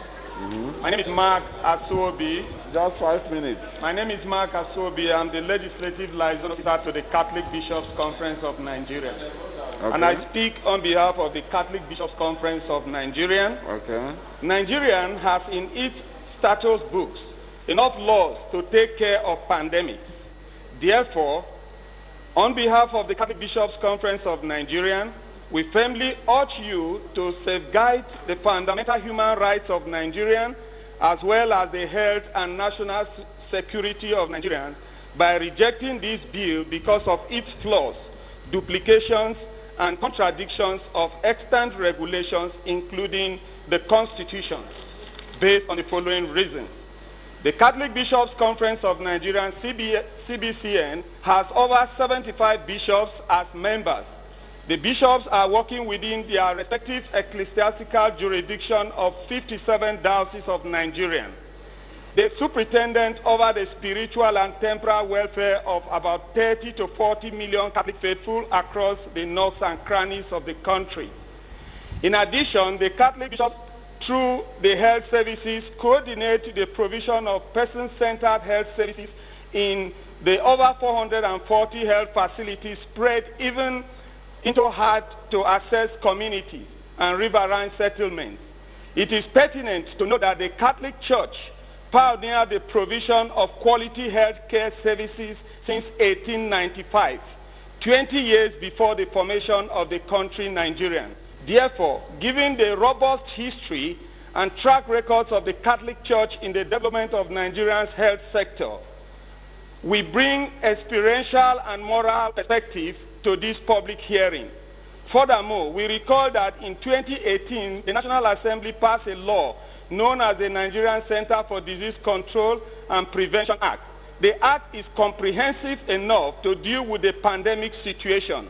The act empowers the NCDC with the approval of the minister to make specific regulations to bring into effect the provision of the act.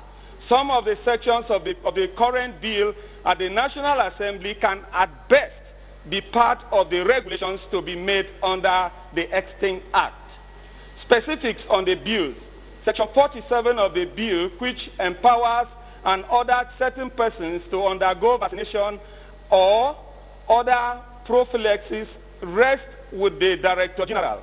This lacks respect for human rights, dignity of persons, fundamental freedom, informed consent, etc., as provided by the Nigerian Constitution and Articles 3 sub 1, 3 sub 2, 4, 6, 7 of the UNESCO Declaration.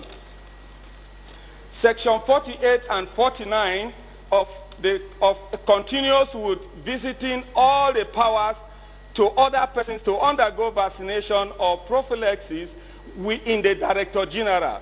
This also paves way for arbitrariness and totalitarian abuse of power for vaccination to the widest extent that it is unconstitutional and against the provision of relevant international documents. The bill is null and void, of no effective, is of no effect whatsoever. The provision of the bill that purports to give the president powers to declare a state of emergency is inconsistent with Section 305 of the Constitution, which provision are comprehensive for Mr. President to declare a state of emergency. This covers the present COVID-19 pandemic and other situations. Evidently, the bill falls short of NCDC Act, as the following analysis of the sections of the bill comparing it with the NCDC Act will show.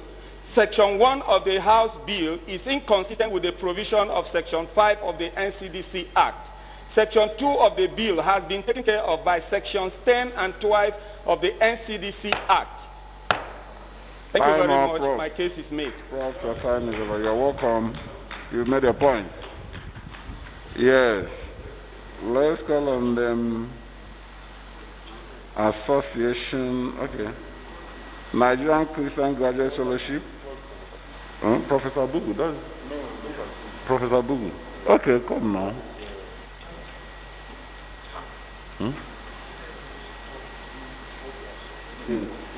Exactly.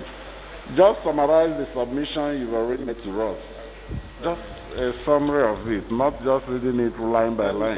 Mr. Chairman, other members of the committee, may I stand on all other existing protocol? So much has been said about the infelicities in the bill, and I want to say that at the first reading of the bill, every learned mind will think that that bill is a colonial importation and was not proposed by Nigerian legislator.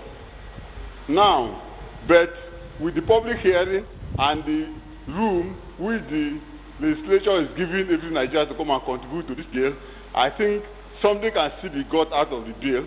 So many things have been said about compulsory vaccination, requisition of private property, and so on and so forth. I want to emphasize that even the derogation from fundamental rights under Section 45 of the Nigerian Constitution does not cover Section 43 and 44 that provides for right to property. I want to go to silent areas which may not have been touched by one or two persons. First and foremost, the bill proposed to repeal the Quarantine Act of 1926. Now, that bill did not contain any savings and repairs.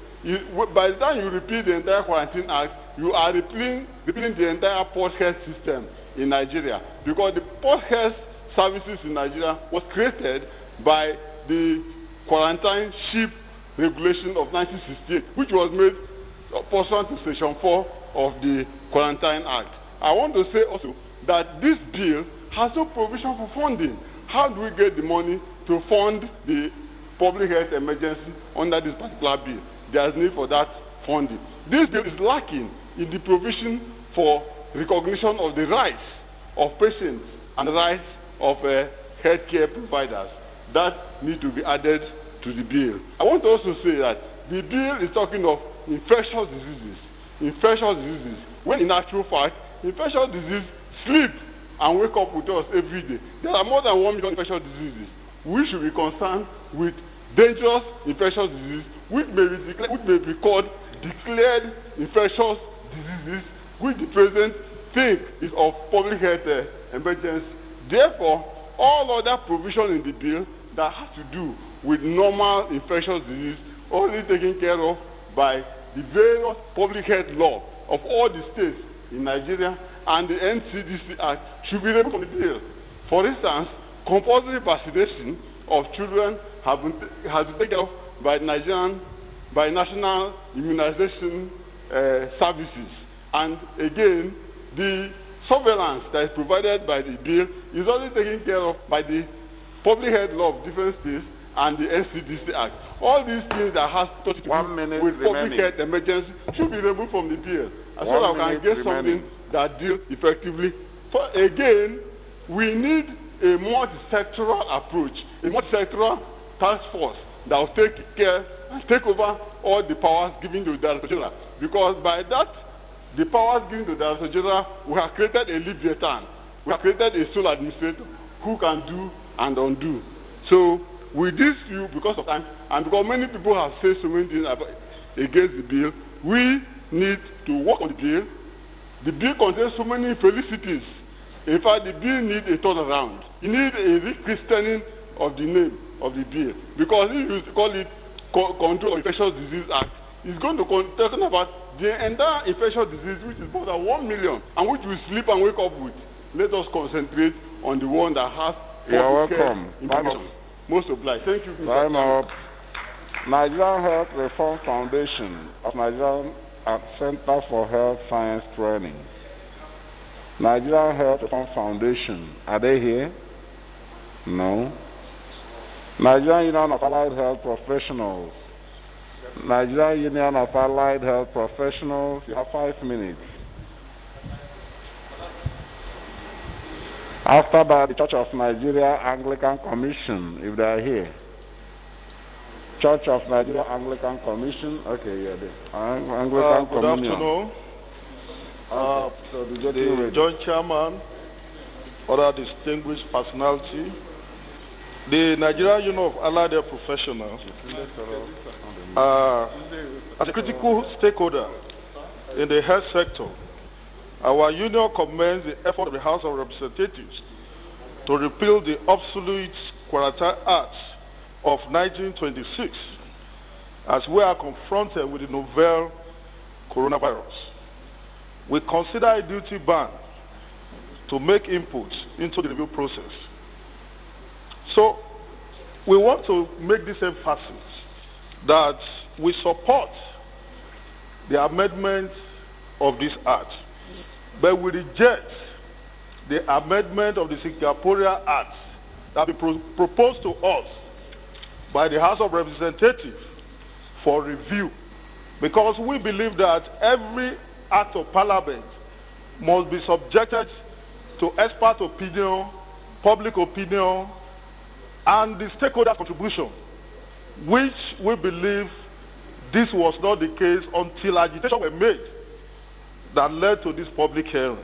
So we want to say as a union that we are not in support of the amendment of Singaporean law proposed to us as Control of Infectious Disease Bill 2020, but we are fully in support of the complete amendment of 1926 Quarantine Act of the Federal Republic of Nigeria. However, we want to make this very strong position as has been earlier canvassed by various speakers, that the powers conferred on the Director General of NCDC is against the Constitution of the Federal Republic of Nigeria, because it's an appointee of the constituted democratic government of Nigeria. Therefore, we recommend that the administration of the acts under Part 1 should be that the minister here referred to as Minister of Health shall be responsible for the administration of this act and not the DG NCDC. However, additional recommendation under the powers of the minister should be the minister may designate the DG of NCDC to provide information on occurrence and spread of infectious diseases. The minister may designate medical practitioners or other qualified health practitioners or professionals of such persons as quarantine officers or other responsibility as may be assigned or prescribed by the minister. Of course, these powers were vested on the NCDC Director General.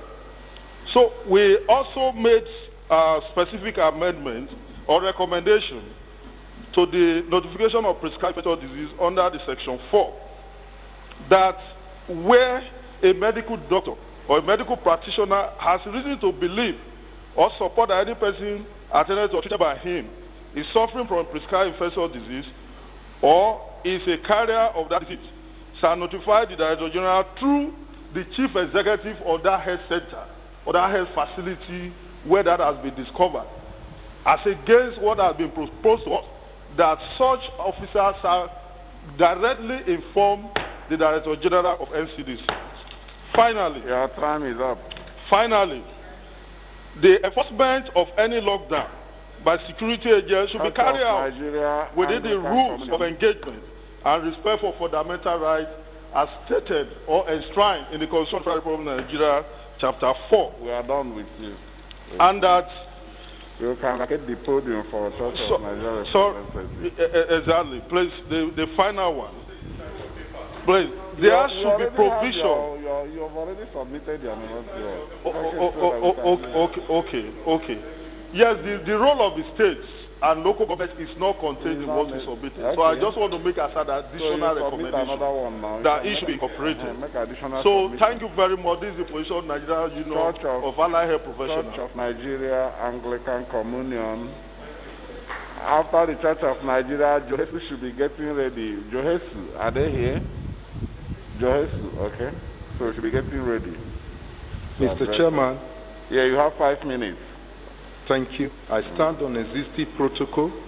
My name is Venerable Joseph Unuanya, JP, the Director for Civic and Political Affairs, Church of Nigeria Anglican Communion, and also Anglican Chaplain to the National Assembly.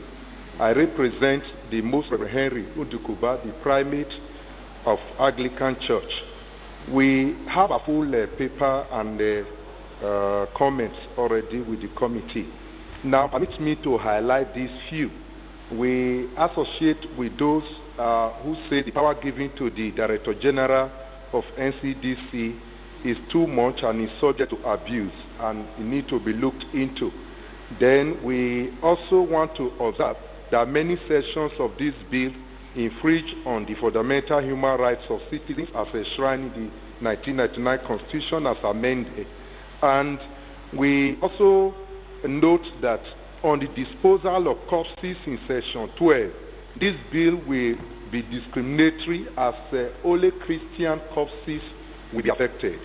On the provision of post-mortem, we also want to say that the discretion given to the DG will subject dead body to abuse, and that will negate the tradition of Christians and Africans in taking proper care of the dead.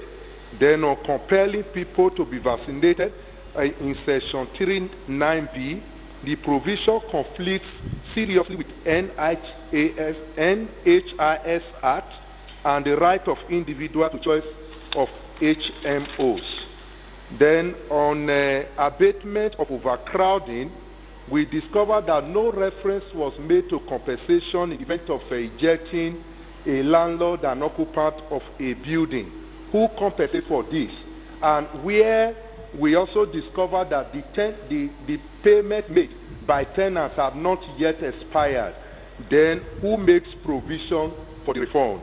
Then also on restriction of meetings and gathering, we discovered that the power given to the minister and DG will amount to being judges and juries in their own cause, and it will violate section 36 of the 1999 Constitution as amended. The proposed bill will make them final arbiters and thereby usurping the office of the judiciary. On the destruction of property, we feel strongly that 1 minute more. Destruction should not be the logical conclusion, but 1 minute more. Okay, Mr. Chairman, let me quickly jump to number 5 here, that on vaccination, which is section 30 and 46, you discover that the port officer is going to take up the duty of the consular, the police, and the immigration, if you watch it closely. Then on the issue of vaccination, many have said it, we feel that for the DG to determine the facility and also the way and manner on how vaccination should be done, it will be gross violation of human rights. Lastly, on protection from personal liability in section 70, this proposed bill, if not amended, we give unfettered immunity to the DG. Thank you very much. Johesu.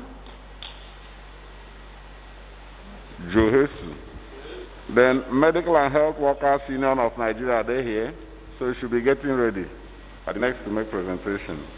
Good afternoon, Mr. Chairman. You have 5 minutes. Distinguished members of the House. Well, having listened to so many of the presenters that have done their presentation earlier, most of the presentation I wanted to make here have been taken care of.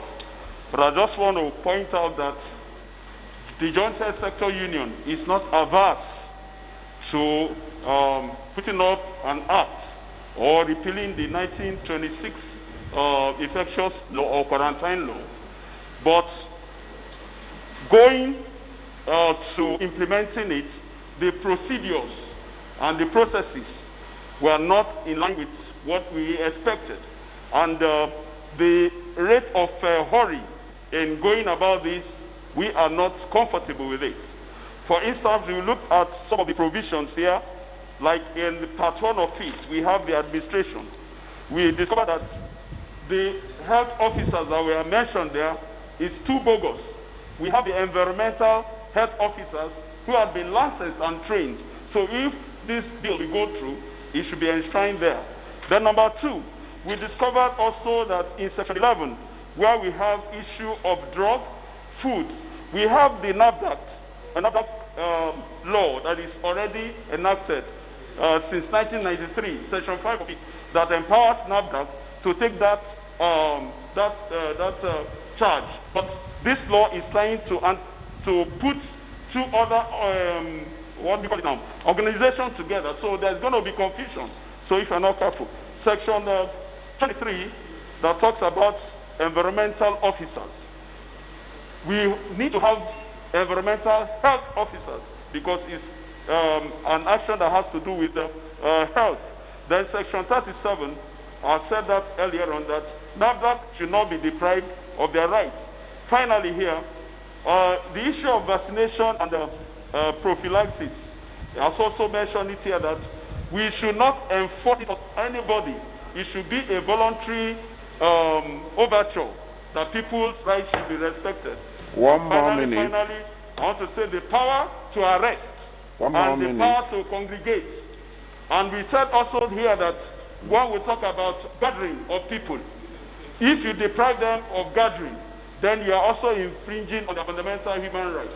What do we refer to overcrowding? Is there any definition of overcrowding in that bill? Nothing yet in that line. So we want you to take cognizance of some of these things while amending this bill, if it will stay true in the future. Thank you very much. You're welcome. Medical Health Workers Union of Nigeria, are they here? Medical Health Workers Union of Nigeria. Then Living Seed Team Incorporated. Are they here? Okay, so you should be getting ready. Good afternoon, Chairman of the Committee. You just have 5 minutes. Other members on the high table and members of the audience. The Medical and Health Workers Union is here. We will not join the bandwagon that says the bill should be thrown off. Rather, Medical Health believes that it is important to invest energy, time, and financial resources in making adequate preparation ahead of disease outbreak. On this note, we support the repealing of the Moribund Quarantine Act, which has become necessary. And after studying the proposed bill, my union is making the following observations. 1, the mode of entry into the country by this bill is limited to seaport. It is also observed that the powers of the minister in this bill is enormous and dictatorial, thereby limiting the rights of aggrieved parties as contained in various sections of the proposed bill. Section 47, the power of certain persons to undergo vaccination, technically made vaccination mandatory for citizens. Medical examination and treatment in Section 2 is vague. Section 6.2, the relevant personnel to carry out the aforementioned function were not specified. In the whole bill, only medical practitioners and nurses were mentioned among other health professionals, undermining other critical frontliners at the ports. Be it known that infectious disease outbreak is capable of swiftly becoming an epidemic and even pandemic. And at this point, community spread is involved. And this challenge is not just at the border point of entry. On this note, every healthcare worker is involved, beginning from the primary healthcare up to tertiary level. My union, therefore, which is at the forefront of every disease outbreak, from primary to tertiary, demand that all professionals involved should be highlighted in the proposed bill. Environmental health officers, community health officers, laboratory technologists, pharmacy technologists and technicians, animal health technologists, and many others, social workers, medical record and information managers, nutritionists, biomedical engineers, health administrators, anesthetic technologists, technicians, among others. We therefore made the following recommendations. 1 minute more. The mode of entry to the country should cover both land, airport, and seaport. Equity and fair hearing is a fundamental right during conflict, and as such, when such dispute arises, making the minister final contravenes that concept. Offenders of the act should be allowed to seek redress in a competent court of jurisdiction. In obedience to best practices and respect for human rights, vaccination must not be imposed on anybody.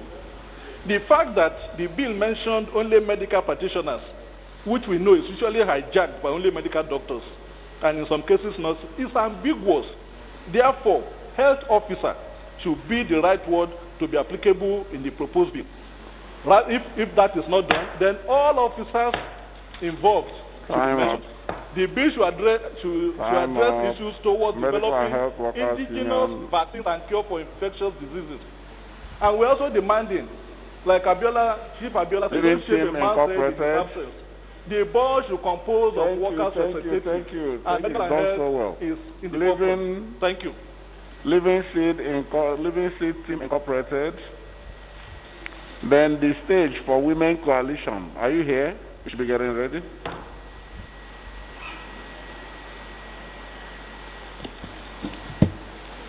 You have 5 minutes for your presentation. Good afternoon, Mr. Chairman. Permit me to stand on the existing protocol. My name is Matthew Yakwa. I represent the Incorporated Trustee of the Living Seed Team.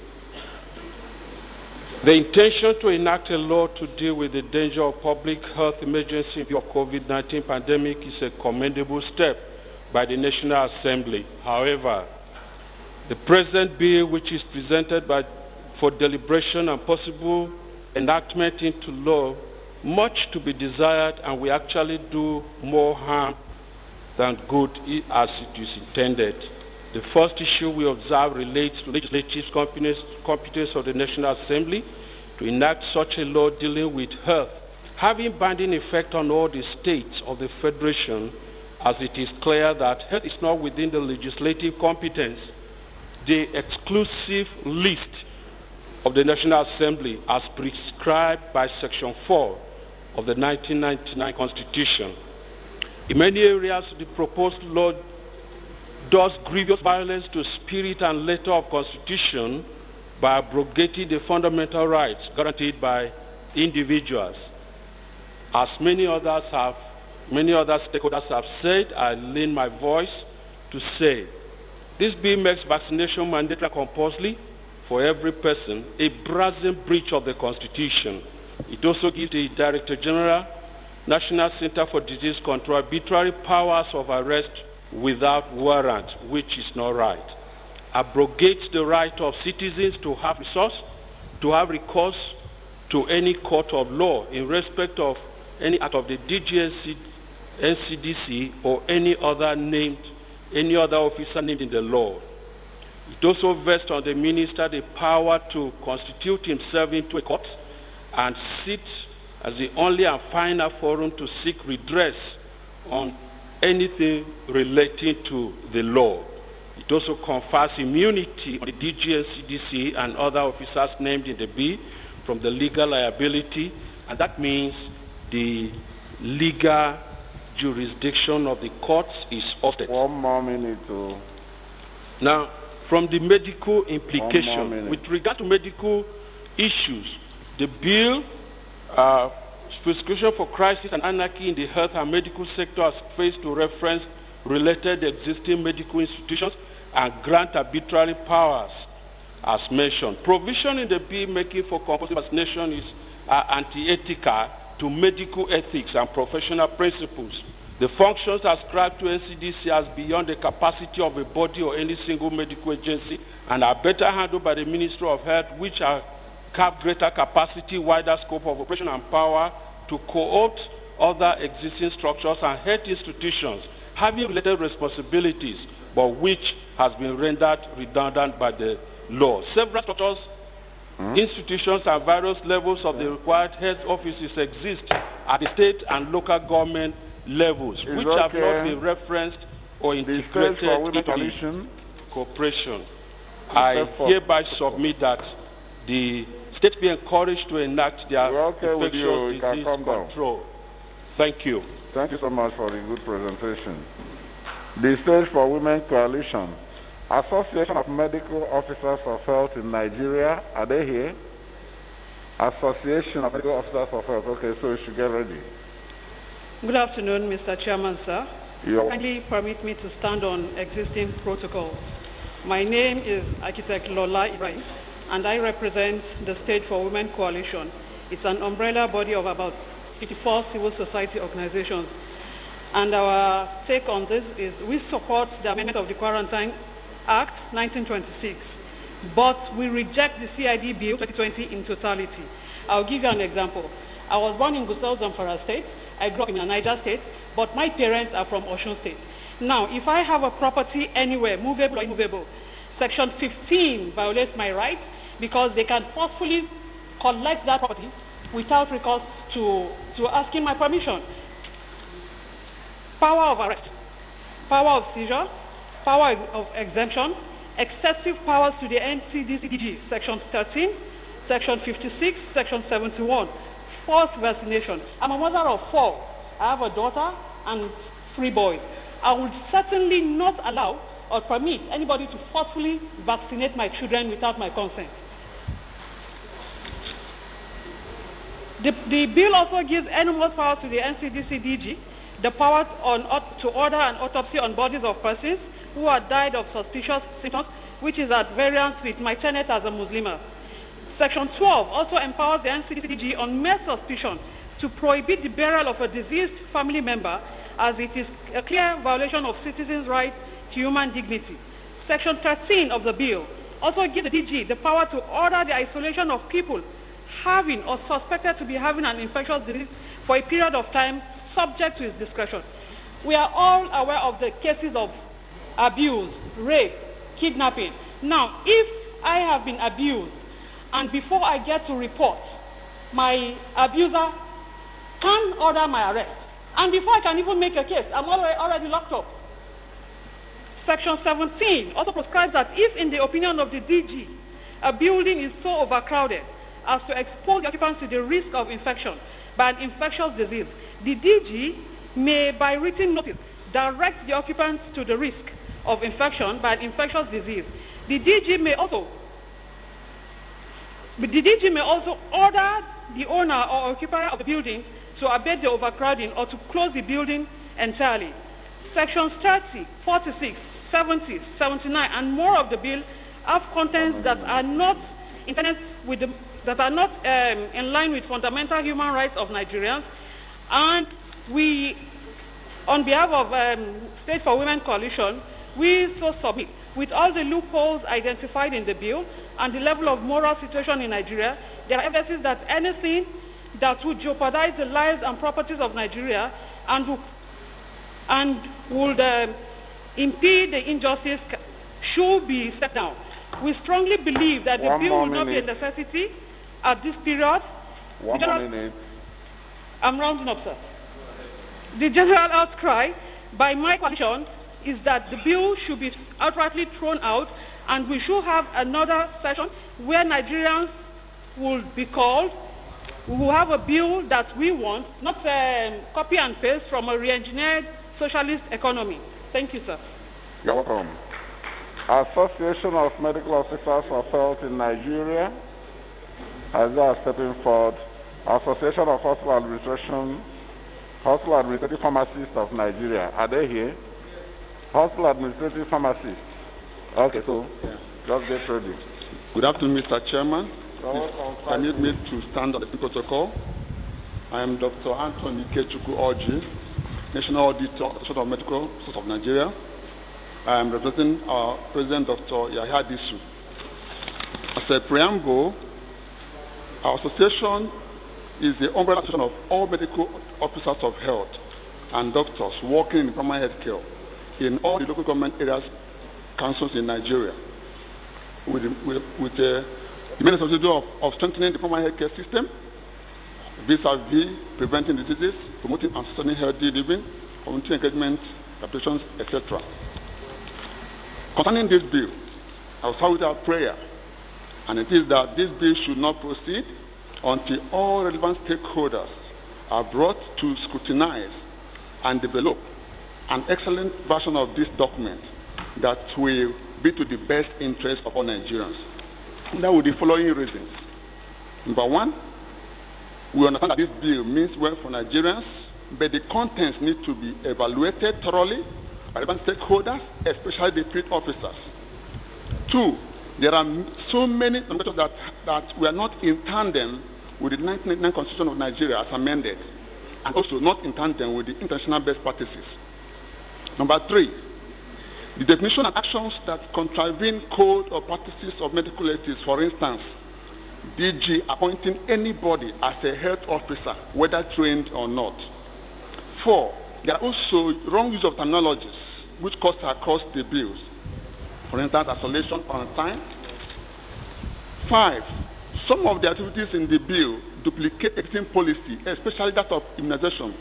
We know that the National Primary Health Care Development Agency is an agency of the government saddled with that responsibility of ensuring that all eligible Nigerians are immunized in line with national immunization policy. But this bill, we feel, will create some crisis in enforcement. Number six, there is also an infringement of fundamental human rights with reference to disclosing confidential information on personal health without a court injunction or approval of the person. Number seven, there are existing laws, for example, the public health laws, which should be perused robustly to address most of this enforcement in this bill. We also observe that the bill was done in a hurry, thus multiple errors and lack of review of extant laws and policies that have been established for this purpose without full implementation due to lack of public and enforcement. We also noted that disease notification should first go through the medical officer of health from the LGA level, and that all data tools should be entered by surveillance and these notification officers. 1 more minute. Thank you. We are the grassroots health officers. We are not, obviously, we are not carried along in this bill development. And the current challenge we are having in the Nigerian public health system is largely due to lack of bottom-up approach in policy development. Therefore, we are praying, as said before, that all relevant stakeholders should please be brought together to bring out a better document. You're welcome. Thank you. Yeah. Association of Hospital and Administrative Pharmacists of Nigeria. After this group, then Center for Peace Building and Socioeconomic Resources Development. So get ready. The chairman, honorable committee members, all protocols duly observed. My name is Pharmacist Jelili Adewale Kilani, representing the Association of Hospital and Administrative Pharmacists of Nigeria. Because of time, I will just highlight some of the points that we have made regarding this bill. We said that the current bill actually essentially seeks to repeal the Quarantine Act of 1926, which empowers president or governor of a state to make regulations as to quarantine. It is worthy to note that Nigeria already has a Center for Disease Control and Prevention Act of 2018. So the responsibilities of this NCDC entails protecting Nigerians from communicable diseases of public health importance, maintaining a high state of alertness to detect and respond to disease outbreak, developing and coordinating capabilities, measures, and activities to control outbreaks and mitigate the health impact of public health, etc. Also, part of the responsibility of the NCDC is to coordinate effort to prevent, detect, control, and monitor diseases and granted wide powers. So, it is our considered opinion that there is really no need for the present bill, which also introduces more some very controversial issues. Also, the bill, as presented, has come under various criticism by concerned individuals. And the reasons range from wide discretionary powers to the DG of NCDC, potential infringement on existing human rights safeguards such as privacy rights, mandatory disclosure of health information, compulsory medical treatment, forceful entry without warrant, use of force, and so on. So in the same manner, having clearly studied the bill, our Association of Hospital and Administrative Pharmacists equally noted that the bill is widely discriminatory against pharmacists, as observed below. It was as if pharmacists hold the aids of medicine that are used in the treatment of the infectious diseases are not relevant. For instance, in the nota bene in the bill, medical practitioner is defined as somebody who is registered or exempted from registration under Medical and Dental Practitioners Act.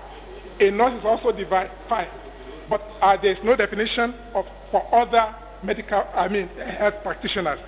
So we humbly demand that the word medical practitioner be replaced with trained healthcare professionals as stated in the powers of the Minister of Health. Also, it's on the basis of all this that we seek to submit as follows: that the definition of medical practitioner does not capture the pharmacist. Also, vaccines are drugs or medicines and should be under the authority and control of pharmacists at all times, even during emergencies. This to allow for proper storage. We know the issue of cold chain, so it will not be broken, and proper storage and distribution due to the peculiarity of vaccines. So pharmacists are the only healthcare professionals that has the requisite knowledge on the storage, distribution, and handling of medicines. 1 more minute. Also, community pharmacy and pharmacists act as primary healthcare centers and have been trained and have requisite knowledge about medicines. So in conclusion, we want to say that the bill is only looking at followership problem in case of disease outbreak and completely fails to place any responsibility squarely on the part of government towards ensuring that the forcing factors to violating quarantine or isolation and certain restrictions like lockdown are addressed. And finally, apart from the fact that the bill severally and frontally attacked fundamental human rights, all the provisions being proposed in the bill have been addressed by the National Health Act 2014, National Program on Immunization, and NCDC Act. Thank you. Center for Peace Building and Socioeconomic Resource Development. Are they here? Yes, sir. Mr. Chairman, the name is Ayokunle Fagbemi. So, Muslim Student Society of Nigeria and Northern State. Whereas in August 2018, the State Security Services decided to create a blockade of the National Assembly, denying senators, representatives, and staff from entering the National Assembly complex. The supra-constitutional entity that you are creating in the DG, NCDC, can summarily, by the provisions of this bill, seal off the National Assembly from meeting, from deliberating, and performing legislative functions. It therefore means that you have created a supra-constitutional entity that will usurp your own rights and privileges to oversight even. But permit me emphatically to stress the national security implications of this bill. Currently, we have in place laboratory equipments that are connected to internet facilities, and these equipments send data to third-party entities which will be in breach of our national security, particularly the Cybersecurity Terrorism Policy and Act. Mr. Chairman, undermining the rules of law, separation of powers is well documented and already highlighted. We see this bill as a deceitful amendment of the 1999 Constitution, attempting to completely delete Chapter 4 of that Constitution and to unsubscribe the Nigerian state from the United Nations Declaration on Human Rights, the African Charter on Human and People's Rights, and particularly the International Convention on Civil and Political Rights. It equally contradicts the National Health Act 2014 and the National Security Agencies Act that we have in place has been contradicted amongst other laws. I want to draw your attention particularly to the fact that the National Health Act and the health policy has been so violated in such a manner that the responsibilities of the Health Council that helps to breach the relationship between the central government and the federal and the states, that is, together have been violated. The unitary nature of this bill is such that not only have you forgotten the fact that it is an act of parliament that established the National Emergency Management System of the Nigerian state that brings the dynamics of states playing a role and the local governments playing their own roles. Equally, sir, you will discover that the idea of abrogating and empowering the DG to be in a position to deploy the police is contrary to what is provided for in sections 216, 153 of the Constitution, which automatically is an attempt to usurp the authority and powers allotted to the Nigerian Police Council. Finally, Mr. Chairman, I want to draw your attention to the fact that you have behaved in this house as one of those people that did not take into consideration that you have a role to play in the public declaration of public health emergencies. Therefore, we present that each time we must put the public interest of your own selves at bay. Muslim Thank Student you. Society of Nigeria, are they here? Muslim Student Society of Nigeria, they're not here. Okay? Iaga Africa, not here. Iaga Africa, are they here? Okay. Okay, as they are stepping forth, Healthcare Federation of Nigeria should be getting ready. So this one is my own. Is it mine or yours? Let me go. You were telling me something. You were yeah, they've done now. You remove them. Good afternoon, Mr. Chairman. Allow me to stand on existing protocol. My name is Yetunde Bakari, and I'll be presenting the position of Yaga Africa on the Control of Infectious Diseases Bill. Okay. We have serious concerns with the letter of the bill, which we believe will erode the democratic gains so far made in the country, derogate citizens' fundamental rights, and possibly defeat the intent of preventing the spread of infectious diseases in the country. Mr. Chairman, the title of the bill currently speaks to the management of infectious diseases. The provision of the bill, however, focuses on the management and containment of a widespread disease of epidemic and pandemic magnitude. We are, however, proposing that the title of the bill be changed to the National Health Emergency Bill. A lot of people have also spoken about the ascription of wide and discretionary powers to the DG of the NCDC. Allow me, Mr. Chairman, to bring to your attention that in the bill, the Director General was mentioned 144 times, while the Center was mentioned 18 times.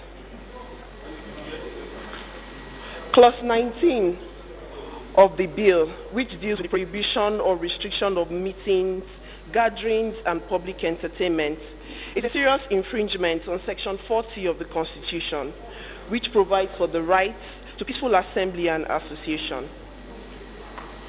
Clause 55, sub 1, which vests the power in the Director General to, in the process of an investigation at any time without warrant and with such force may be necessary, stop, board, enter, inspect, and search any premises or conveyance. We find this dictatorial and draconian in a democratic society. We reckon that a public health emergency bill envisaged by the sponsor of this bill requires concerted efforts of perhaps a multi-sectorial body to effectively respond to it. We are worried that a piece of legislation like this for a democratic society is laced with serious and dangerous provisions that seek to derogate from the fundamental rights of citizens. Clause 4, sub 6 of the bill, which presumes guilty knowledge against the person charged, is unconstitutional, being inconsistent with the presumption of innocence guaranteed under Section 36, sub 5 of the Constitution of the Federal Republic of Nigeria, which states, every person who is charged with a criminal offense shall be presumed to be innocent until he is proven guilty. Mr. Chairman, the finality of the decision of the minister under Clause 17, sub 6, on appeals against the direction of the Director General regarding overcrowded premises forecloses access to justice by judicial redress. This is undemocratic to foreclose access to the courts. This also applies to the decision of the minister in Clause 18, sub 7, and Clause 15, sub 1, which gives the minister unfettered power to declare any premises and isolation area is unreasonable in a democratic society. May I also bring to your attention the conflict with extant laws. Clause 4 of the bill, which presumes guilty knowledge a person charged, is in conflict with Section 36(5) of the Constitution. There are also several other clauses in the bill, Mr. Chairman, such as Section Clause 17, sub 6, and Clause 18, 7, which empowers the minister to make final decision on certain matters without recourse to the courts. We have also observed that the drafting language of the bill is insensitive to the female gender, as it regularly made reference to he, and no mention was made to she. We find it insensitive to draft a law which further advances the disparity between the two genders. We have also observed that there is no substantial difference between the Quarantine Act and the bill. Besides, there are very few substitution of fines from 500 to 5 million under clause 37, 39, and 49. Mr. Chairman. Your time is off, please. Okay, thank you. Healthcare Federation of Nigeria. Healthcare Federation of Nigeria. Not here.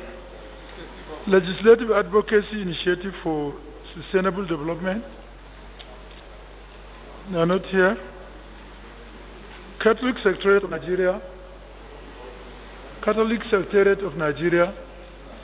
They made their presentation. Joint Health Sector Unions. JSU.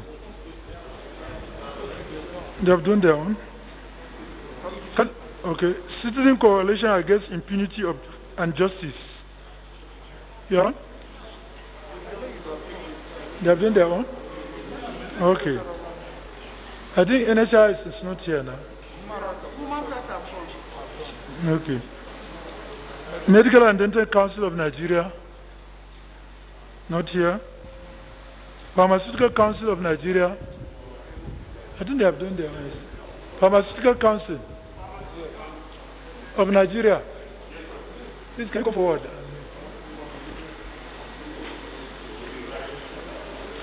MBA, Nigerian Bar Association. MBA, are you around? NUJ, Nigerian Union of Journalists. Around. Nigerian Agricultural Quarantine Services. This I think they have done yesterday. National Association of Microbiologists.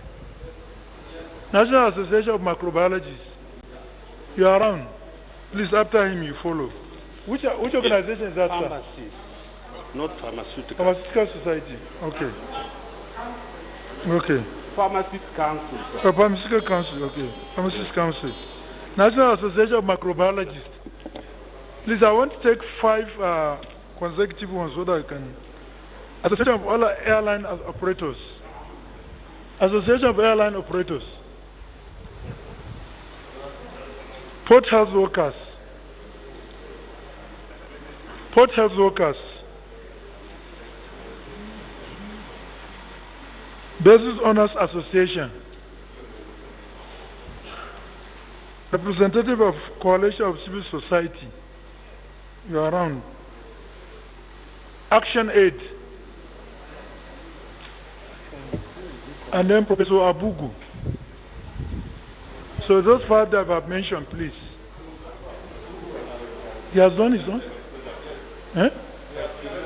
Oh, it's okay, that's good. So please, can you start?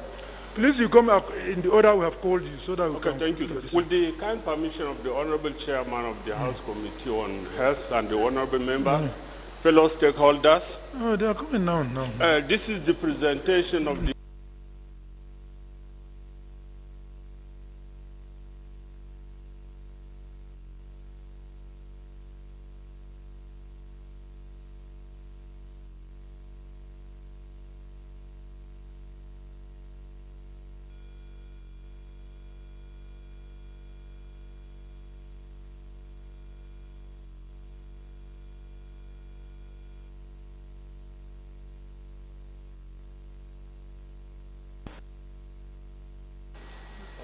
Okay, thank you.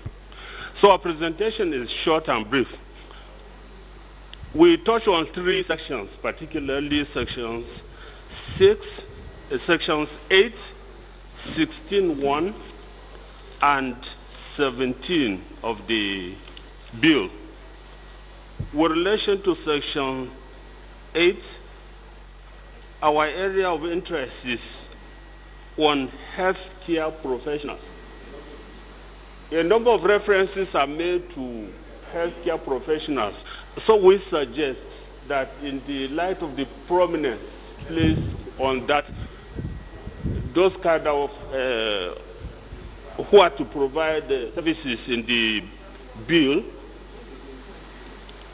we suggest that the name or the designation be properly defined in the bill. This is because we checked in the bill and a definition is not provided. Then secondly, section 16(1).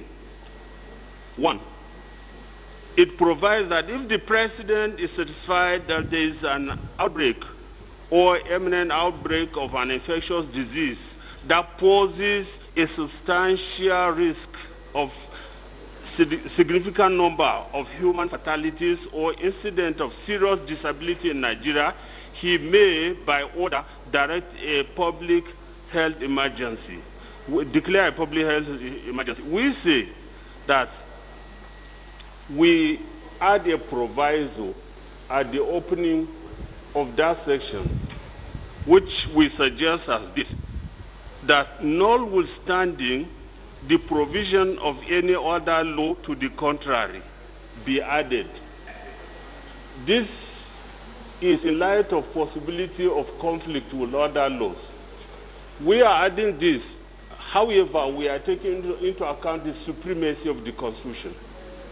So, notwithstanding the provision of any other law, or save the Constitution, of course, be added to that section, so that this section will prevail in the event of a conflict with any other section of any other law.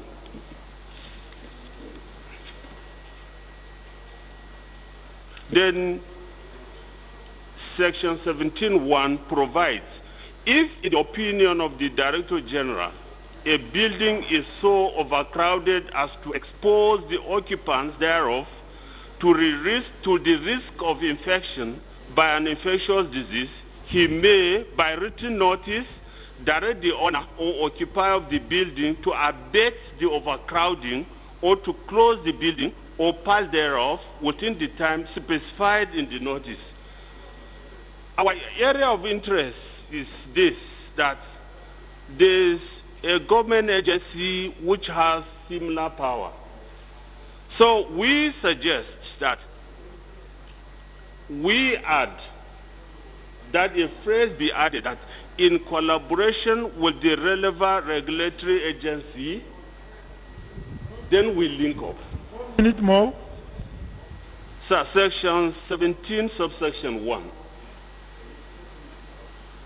So what we are saying, that for the purpose of the closure, declaration, etc., that we say in collaboration with the relevant regulatory agency, that the declaration can be made. From our justification, sir, we say the addition for the justification for the addition of the phrase is not to overlook the mandate of other regulatory agencies that perform similar function, such as Environmental Health Officer Registration Council. The goal is to promote synergy and avoid conflict in the implementation of the mandate of similar government agency. That is our presentation, sir. I am grateful for the privilege. Thank you. The committee will consider your presentation during the deliberations.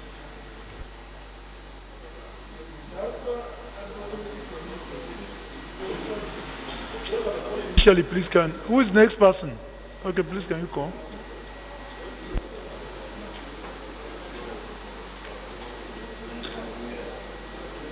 You have 5 minutes, and your minutes start as soon as you reach the podium. Mr. Chairman, distinguished members, permit me to stand on existing protocol. I am here representing Nigerian Society for Microbiology. So on this note, I want to draw attention to the address we were wrongly addressed as National Association of Microbiologists.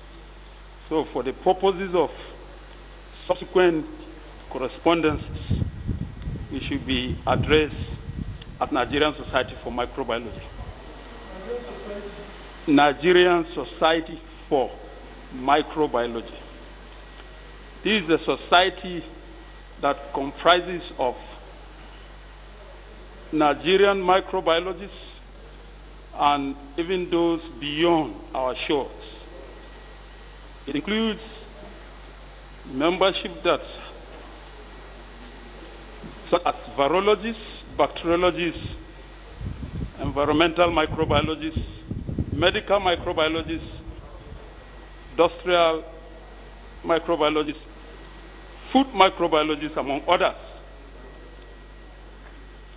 Permit me to go straight to an aspect that concerns us, which have to do with microbiology. Microorganisms are what we get involved in. We study their activities, make investigations, whether they are beneficial or harmful. But for the purposes of contribution to this bill on infectious diseases, our society have made the following observations. 1, provision of Section 2, where it mentioned or made a phrase of dangerous infectious diseases. Our society is of the opinion that that should be made more explicit. Dangerous, the extent of danger is not clear. So we should explicitly enumerate the diseases, such as cholera. We have mentioned them in our memo. And then we add and other emerging and re-emerging infectious diseases, because there are others that may emerge later. This will provide a wider perspective in preparedness. Secondly, the provision of Section 3, power to declare any place an infected local area. Our society, that's the Nigerian Society for Microbiology, is suggesting that it is important because that before such declarations are made, the President should seek for expert advice from stakeholders on infectious diseases. That's experts on infectious diseases. Number 3, we made observation on provision of Section 8, that's the state quarantine and powers, that's subsection 37(1) and 38(b), persons supplying food and water. Here, we suggest that HACCP, that's hazard analysis and critical control points, should be included and the procedure should be defined clearly. And then number 4, provision of Section 8, state quarantine and powers, subsection 80. 1 more minute. The interpretation, 1 more minute. The meaning of experts was not given. So we suggest that the meaning of experts should be given to include infectious disease experts, not limited to medical laboratory scientists, including but not limited to medical laboratory scientists, medical practitioners, microbiologists, epidemiologists, environmental scientists, and researchers in academia. The Nigerian Society for Microbiology is optimistic that when above these inputs are taken into cognizance and incorporated into the bill, it will enrich the minor gaps and it will fill such gaps. Thank you very much for inviting Nigerian Society for Microbiology to contribute with respect to this bill. Thank you very much. It's precise presentation. Okay. The next speaker.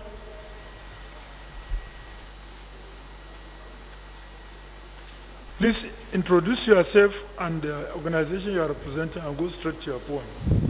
Thank you, Mr. Chairman. To take all for them. Thank you. May I stand on existing protocol? My name is Buki Shonibare, and I'm representing the coalition of civil society organizations. And I'm the founder of Girl Child Africa. So as a coalition, first let me state offense that we believe that we need a legal framework. We believe that we need a legislation.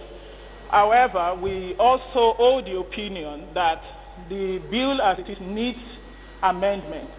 So what we have done, Mr. Chairman, as a coalition, is we have worked on the bill, we have reviewed the bill, we have made changes to the bill and tracked those changes. So what we have submitted to you, Mr. Chairman, is the reviewed version of the bill based on our suggestion as a coalition. But let me just highlight one or two things that...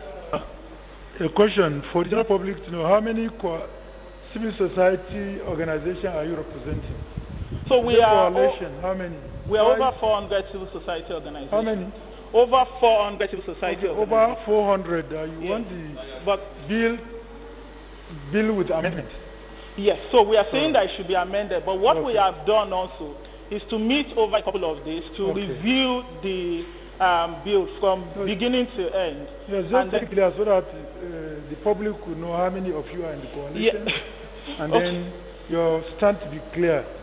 You said you have over 4? We are over 400 civil over society 400 coalitions. And then we are saying that the bill should be, as it is, should be amended because of some concerns that we have. And what we have done also is to then do the review and submit it to your committee, the reviewed version. Summary of what we have worked on, I will just highlight because of time some of those concerns. And the coalition believes that there are many clauses in the bill that infringes on fundamental human rights and freedom, and and this has been guaranteed by our national legislation and international laws. We acknowledge, however, that by Section 45 of our Constitution, there can be derogations of fundamental rights, especially in cases, among others, of public health emergencies. However, when those rights must be infringed upon, which is the lens through which we also looked at the amendment that we did, those rights must be infringed upon based on certain principles. The principle of necessity, that of proportionality, that of reasonability, legitimacy, and whether it serves a specific purpose. So most of the amendment that we made, Mr. Chairman, is based on these principles. I would also say, Mr. Chairman, that one of the key things that we are proposing is that the title of the bill should also be amended. And what we propose is a bill for an act to repeal the Quarantine Act, Q2, laws of the Federation of Nigeria, and enact the Public Health Emergency Act 2020 to make provisions for regulating and preventing the introduction into and spread in Nigeria of dangerous infectious diseases and for other related matters. One of the major things that has also been mentioned is the fact that there is overreaching powers of the DG, and I won't go into that, but we then recommended that rather than vesting powers or administration of the bill on one person, that we should rather have a multi-sectoral task force, what we call the Public Health Emergency Task Force. And in that entire review we did, we call that the task force.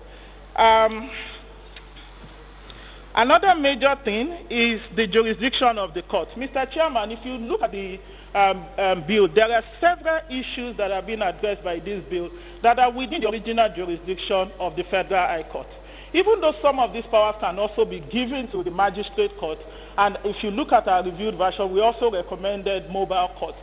But there are specific matters that are within the powers of the Federal High Court. And if we don't make that distinction, it will be infringing on constitutional provisions. In conclusion, Mr. Chairman, we also then added some new clauses. So because we recommended that a task force should be formed, we also then recommended what the composition of the task force should be, how the objectives of the task force, the headship or the leadership of the task force, and how it should be funded. In conclusion, Flowing from the contentious clauses that we have identified and the recommended amendments made in the reviewed version of the bill, the CSO community submits that if this bill is to pass in its current state, it will create more problems than any intended good. It is to this end that we recommend that the contentious clauses be expunged or reviewed, without which its passage should be stopped and a new bill be drafted. We also advise the House to ensure wide consultation with all stakeholders so that we can have a bill that indeed represents the voice of the people and aligns with democratic principles. Thank you. Thank you for your presentation. Diaspora Advocacy for New Dawn Initiative in Nigeria. No, Action Aid. Oh, Action Aid. Okay, you're at last.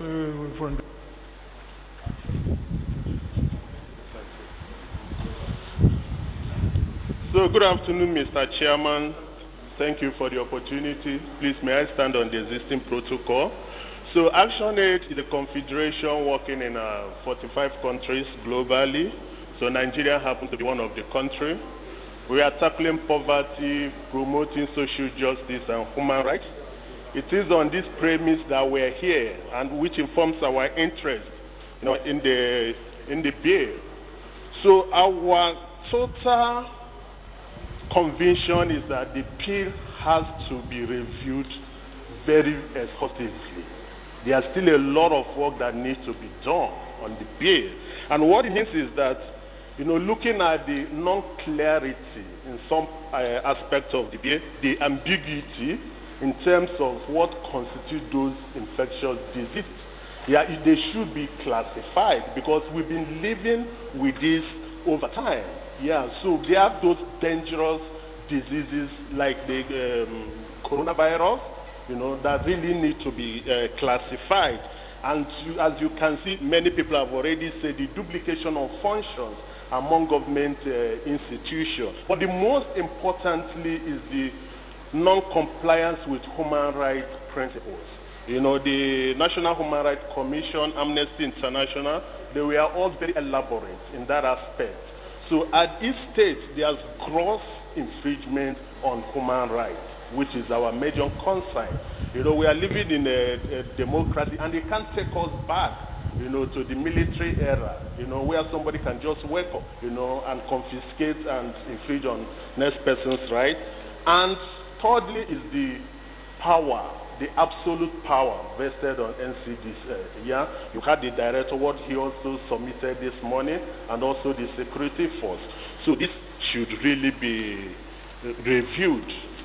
So on this note, we are saying that the bill should be reviewed to be in line with the international standard in drafting such laws. So what it also means is that it should incorporate these human rights principles in the bill, and there should be elaborate provision in terms of, reviewing the actions of the NCDC and also that of the agencies, other agencies involved, the security agencies also involved, and also means that the law must also ensure that basic needs are met, including adequate shelter, food, water, and sanitation. In such bill, this should be incorporated. Because if you look at the challenge we had in the ineffectiveness of the lockdown, there was hunger, and people had to move. So in such a bill, it should incorporate and ensure that agency responsible, should be able to provide such, during such a period, of lockdown. And also, every law, including a public health law like this, must include procedural safeguards, by giving individuals who are the subject of a quarantine or isolation or that the right to seek review by a court within a reasonable time.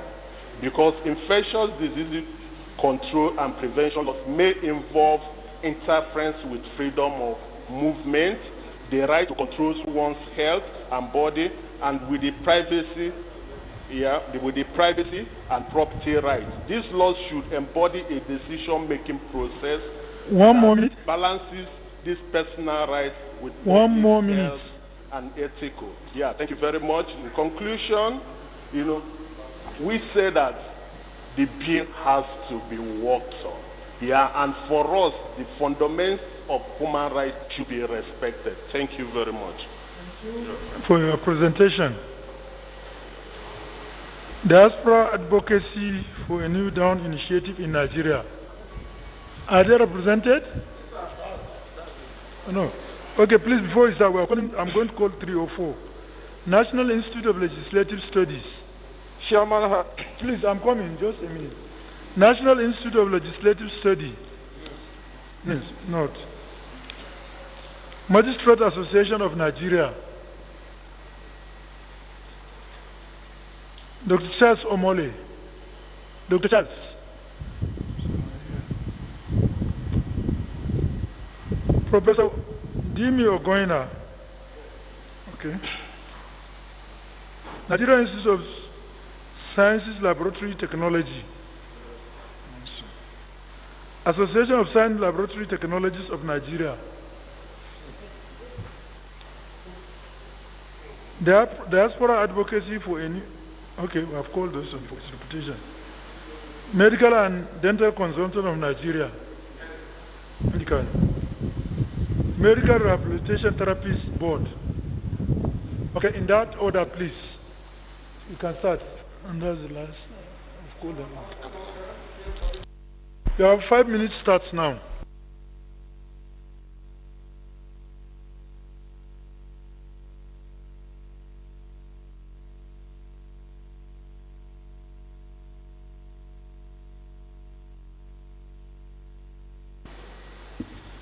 I'm very delighted to be invited for this very important public hearing today.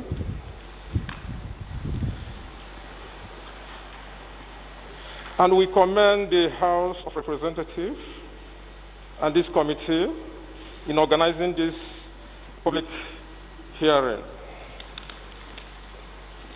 Our contribution, as highlighted in our summary, we indicated in the summary we presented, start from C855, medical examination, treatment, and minor issues. Based on the UN Declaration on human rights,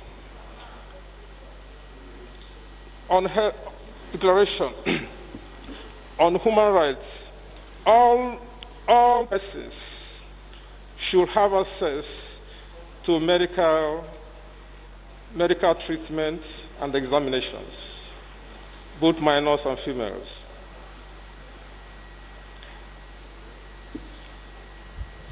Again, secondly, we support that everybody must have equal examination of health treatment and vaccination.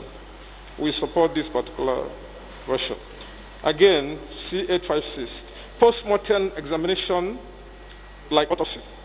The recent improvement or progress made in Italy is a very good example of our stand on this area. It was announced recently that some groups of Italian surgeons successfully conducted an autopsy on several dead bodies, suspected to be COVID-19 cases, and made a huge success. The constant causes of their several deaths in that country, Italy, as Italy was leading on the COVID-19 issues and even dominated both the positive test cases and the deaths all over the world. Till recently, till the recent progress was made. Our prayer is that vaccination should be encouraged on that area. And even the medicine and researcher teams should be encouraged as well. Then C867, certain persons not to act likely to spread diseases. In this area, let's draw our comments from instant abuse in the usage formula of face masks. Although I'm not a medical doctor, but we are told that when wearing face masks, both nose and mouth must be covered. But here in Nigeria, based on our findings, majority of people normally hang it on their neck. Then when they see police or any law enforcement agencies, or even task force team of COVID-19, then they will start putting it on properly. Then whenever any person acted like that, he or she must seem to have committed One more minute with the person that. So we urge that the law on this particular area must be tightened. Then our lastly is federal. Our lastly is the issue in number C898, exercise of powers and regulations. We urge that, and we believe that the three major stakeholders, lawmakers, governors, and the local government chairman should be included. It should not be rest only on NCDC. Lastly, conclusion. The foundation sincerely appreciate the effort of the sponsor of this important bill, the Right Honorable Speaker of the House of Representatives, Honorable Tanko Sununu, Honorable Pasklobi, and House Representative that initiated this public hearing. All the contributors to the success of this bill. Time up. And the recommendation, we recommend that... Time up. We'll look at occasion to urge Mr. President to... We are going to look at your to this bill whenever it is passed. Thanks. Time up.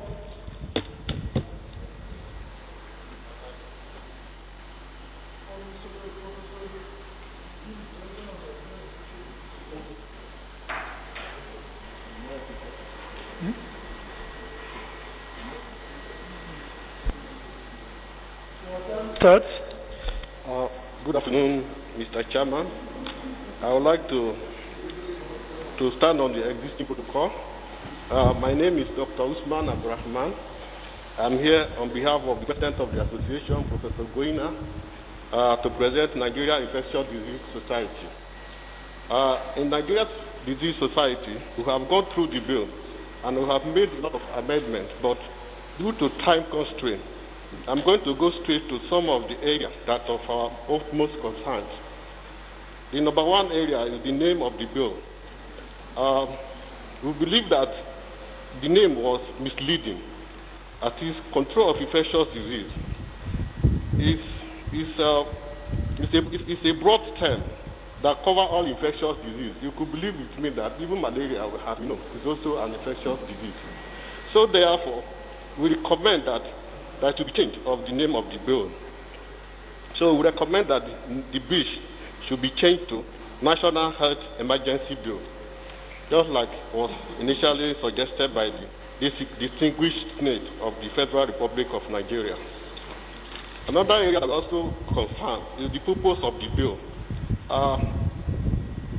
We saw that the second part of it, we observed that the word dangerous infectious disease was not defined in the bill, other than a list of 4 diseases. Therefore, we recommend that the adoption of the phrase called from dangerous infectious disease to public health threat of national concern as a replacement for the dangerous infectious disease. We are also concerned about the administration area of the bill.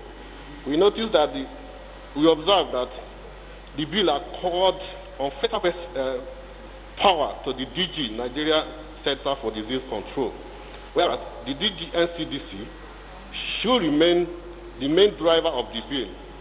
But, however, we recommend that the administration of the bill should be coordinated by the NCDC as a whole, and not just the DG, by DG, that's the Director General. By law, the NCDC has a management team and also a governing board. So, and the power should not just rest on the DG of the National Center for Disease Control. We are also concerned about the area that talked about power to order certain person to undergo vaccination or other prophylaxis. In this section, we would like to recommend that word order should be changed to we recommend, so that we will not infringe on the right of the citizen. Because we all know that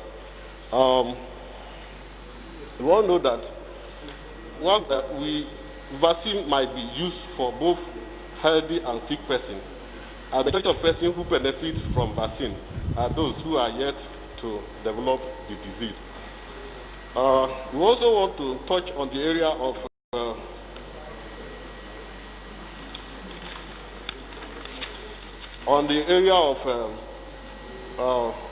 1 more minute. There are some areas that are already 1 more minute. We also want to talk on some areas where the bills are already on the National Health Primary Health Care Development Agency. We believe that there is going to be conflicting of inter-agencies. So, in conclusion, the NDC once again want to commend the sponsor of the bill and also the effort of the House Committee on Healthcare Services. We hope that our contribution to the bill will be useful in improving its quality and the impact. So the NIDS remain open to making further contribution to the bill, to this bill, as may be desirable by the House of Representatives. Thank you for inviting us. Thank you. Thank you.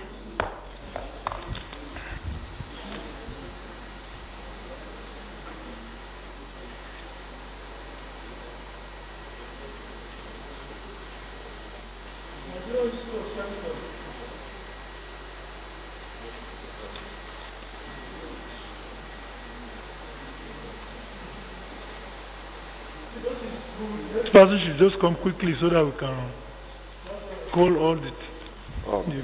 Good afternoon, the chairman and members of the committee. My name is Pius Patrick Ikoko from Nigerian Institute of Science Laboratory Technology. I'm representing the DG, who is in Ibadan. Now, the Nigerian Institute of Science Laboratory Technology core mandate is to advance the science of laboratory technology profession in Nigeria.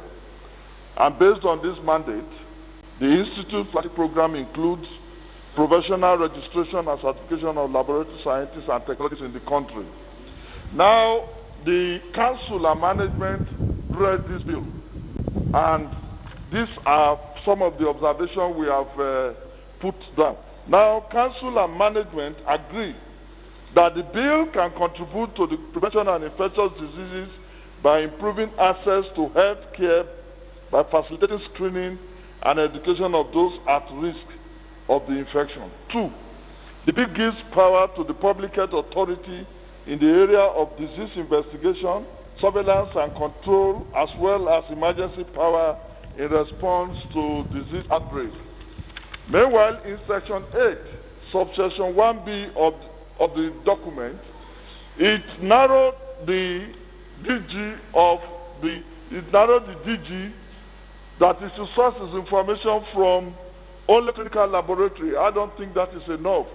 We should open it up to extend to some science laboratory that are also working in dealing with these infectious diseases in the country.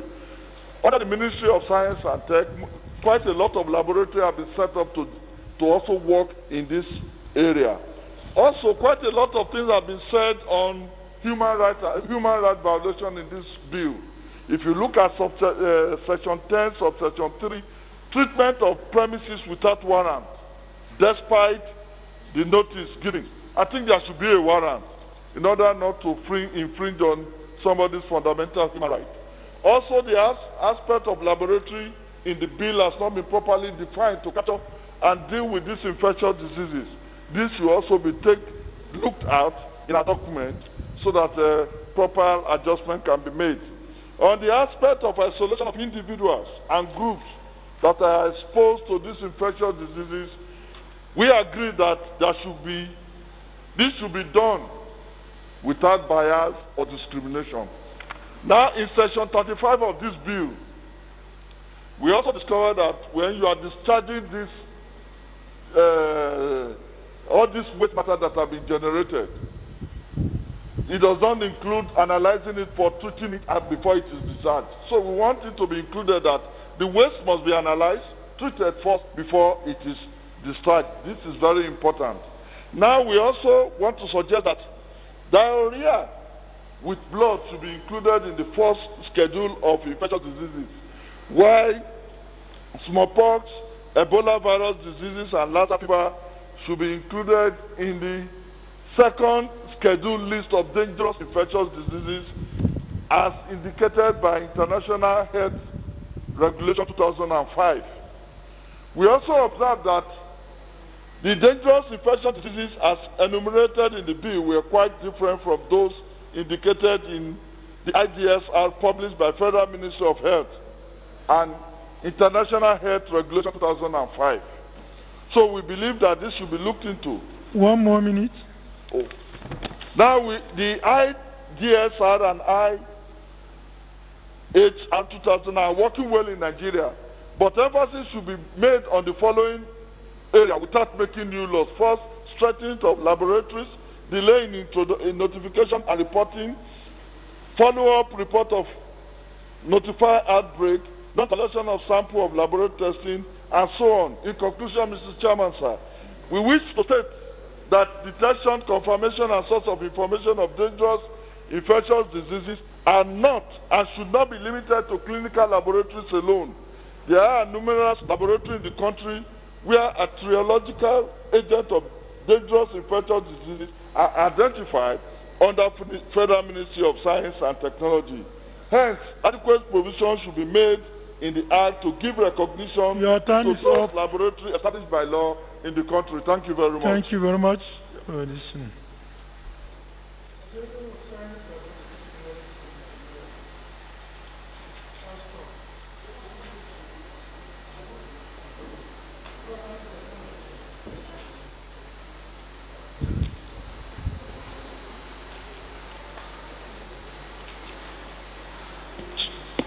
Chairman of this committee, sir, honorable members here present, ladies and gentlemen, I am Sylvanus Nanley Damos.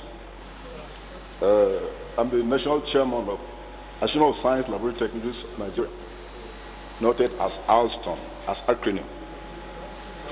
I'm here to present my respect, in respect to our submission, the memorandum, for an act repealing the quarantine and acting the control of infectious disease in Nigeria. The National Science Laboratory Technologies of Nigeria is delighted to submit this memoranda ahead of the planned public hearing.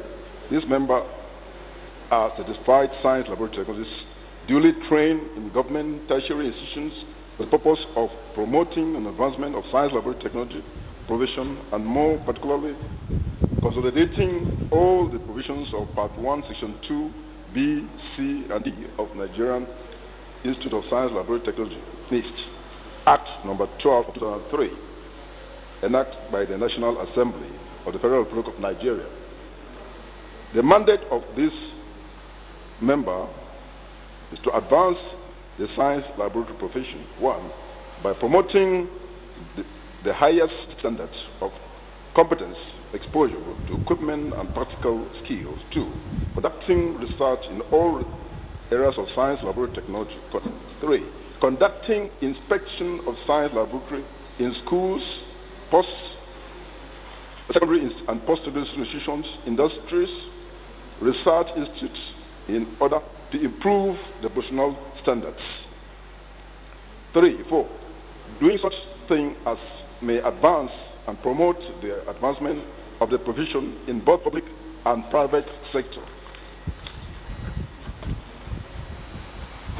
Members of the profession are drawn from different specializations such as biomedical science, virology, microbiology, biochemistry, physiology, pharmacology, cytology, histology, cytology, which are solely on clinical research and analysis. Also physics electronics and physics production, which deals on medical equipment, fabrication, repairs, installation, and instrumentation in the health sector. Achievement over the years since existence and contribution to international development are enormous. To mention are these few. Involvement in cutting-edge researches. 2. During this COVID-19 pandemic, invention of ventilators. 3. Local production of hand sanitizers and other disinfectants. 4. Reagent validation. Arguments. After 1 up to 4 arguments we are presenting here. 1. The provision of... One more minute. Go further, since you have the memo in your hand. I go further, read our prayers. The prayer of the DG is enormous as to what the act can achieve.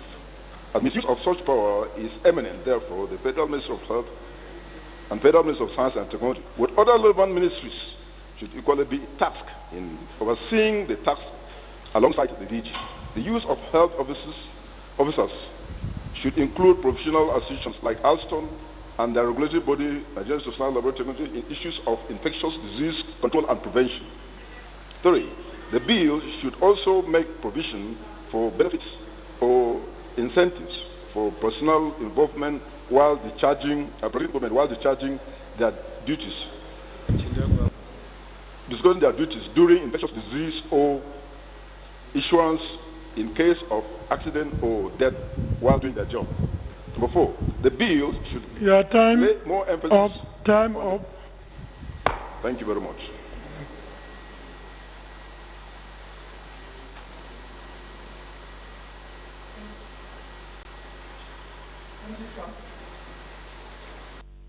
MD Khan.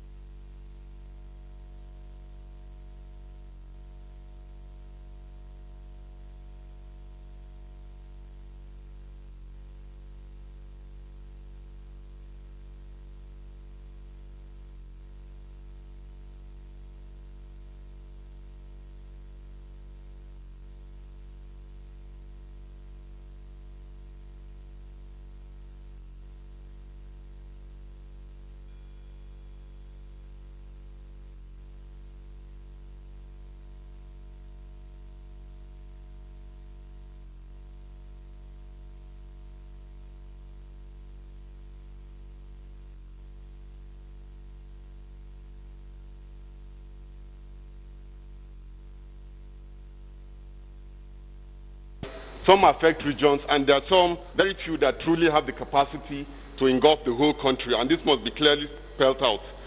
Again, there's a need to, in terms of the particular disease, things like common flu, common cold, viral conjunctivitis do not carry the same magnitude as Lassa fever, COVID, or Ebola So there's a need to categorize these outbreaks along these lines so that you determine the resources that you deploy. There's a need to establish in peacetime, Mr. Speaker, facilities that are suitable to serve as isolation areas. The aspect of forcefully acquiring property should not arise. If there's an MOU between these possible and identified facilities before the outbreak, then it will be easy to activate the protocol for their use in eventual time of outbreak so that we do not forcefully confiscate people's properties. And in the MOU, it will be clearly spelled out the responsibilities of owners of such facilities and what they might stand to get at the end of the day.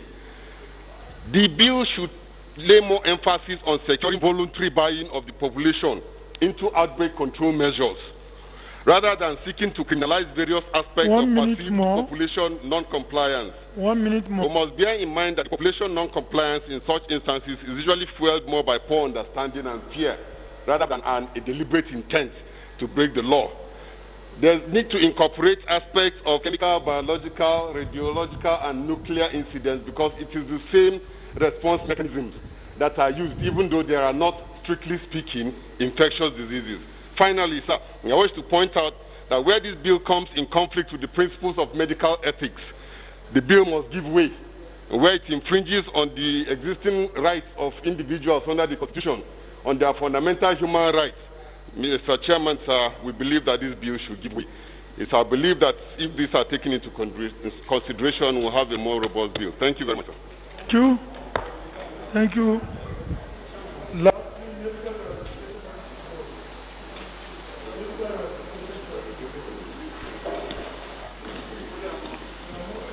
As soon as you get to the... Good afternoon, Honorable Chairman. All protocols duly observed. My name is Onwe Evans Ngozi, representing Dr. Mrs. Olufunke Akonle, the Registrar and Chief Medical Officer, Medical Rehabilitation Therapists Board of Nigeria. The board has critically looked at the proposed bill and made some observations and suggestions. Looking at section 24 of the bill, the power of enforcement officer to order destruction of houses, buildings, or anything, we want to suggest that the enforcement officer obtain an order of the court to fumigate the building instead of destroying it. Section 15 of the bill, which empowers the Minister of Health to declare an area as an isolation area, we advise that the bill should take into consideration people living with disabilities and ensure that such facilities be designed to be user-friendly for people living with disabilities, or on the alternative centers or be made for such people. Section 8 and 19 of the bill indicates transparency of information of a suspected case of infection by the health professional or the patient. We also want to note that some people living with disabilities may have communication disorders and will be less likely to quickly and directly inform the relevant enforcement health or medical practitioners as to symptoms they may be having. We therefore suggest that a communication expert be present to interpret and relay any communication so as to avoid any unnecessary legal sanctions. Section 4 of the bill, notification of prescribed infectious diseases. We also want to lend our voice in the definition of the medical practitioner, that section be cut to include all the frontline health workers, including but not limited to physiotherapists and other medical rehabilitators, who are also involved in the treatment of infectious diseases.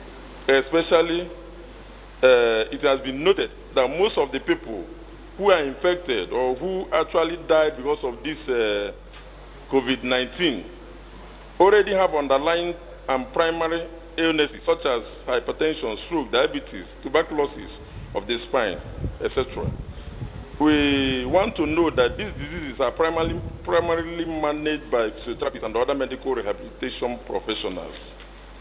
We therefore want to suggest that the bill should kindly note that access to rehabilitation services is essential in the management of infected persons who already live with some of the above-mentioned conditions. We also further want to suggest the consideration of medical rehabilitation post-infection, that it is also very essential in the observed residual neurological impairment observed in some COVID-19 cases, which may actually lead to the disabling conditions such as Guillain-Barré syndrome, strokes, loss of hearing, and taste. It is worthy to note that we highly commend the Honorable Speaker of the House, Honorable Pascal Obi, Honorable Tanko Snunu, for sponsoring this bill. We also want to appreciate the Honorable Chairman and the entire members of the committee for this, for painstakingly going through this bill and the process. Thanks, and God bless you. Thank you very much. To this end, I'm going to say my closing remarks and then invite Chairman House Committee on Justice to say a vote of thanks.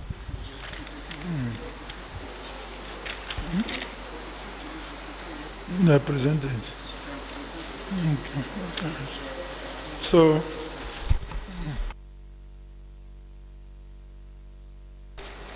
I want to thank, first of all, I want to extend my gratitude and that of the committee and by extension the House of Assembly, National Assembly House of Representatives, to those who sent in their memorandum. We want to thank you for the interest you displayed and to assure you that your various efforts overnight to come up with a position will surely count in our consideration. The proceeding has been so far fair, transparent, and monitored live via the national television yesterday, and then even today it was covered live via our YouTube page and Facebook page. Update has also been given to general public through our Twitter handle. We must be grateful to all of you. And during the report writing that will follow next, we are going to look at your submission.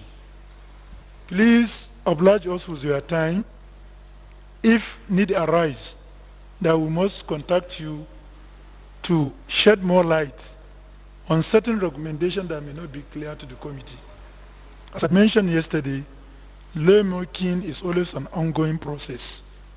What we hope is that at the end, we will come up with a conclusion and document, or otherwise, that we say that what we have justified, what we have done is justified, and we are assured that the outcome of whatever, in whatever way, will assist this country to strengthen our epidemic and pandemic response preparedness.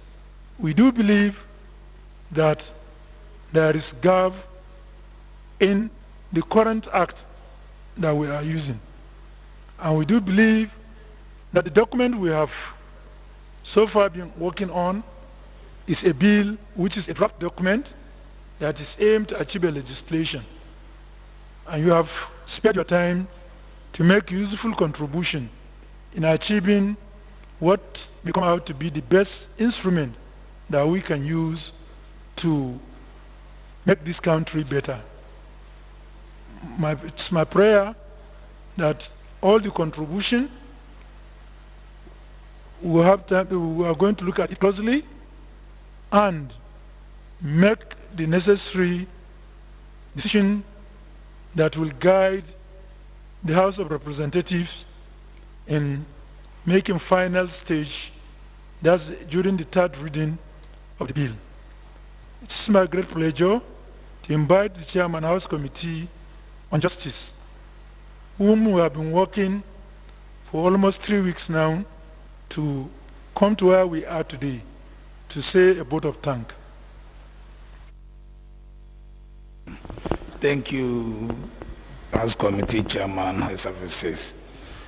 Mr. Chairman, I've almost done the vote of thanks, but you might wish me to add my voice to what he has done already.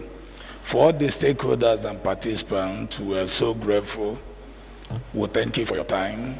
We thank you for the effort you've made, all the memorandum that you've submitted, all your presentations will never be in vain. We're going to go back to work with it and make sure we'll come out with a very clean copy that will be beneficial to all concerned.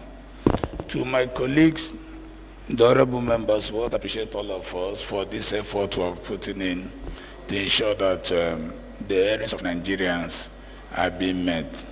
To the Secretariat headed by the clerk, we thank you for all your efforts to ensure that this public hearing is worthwhile.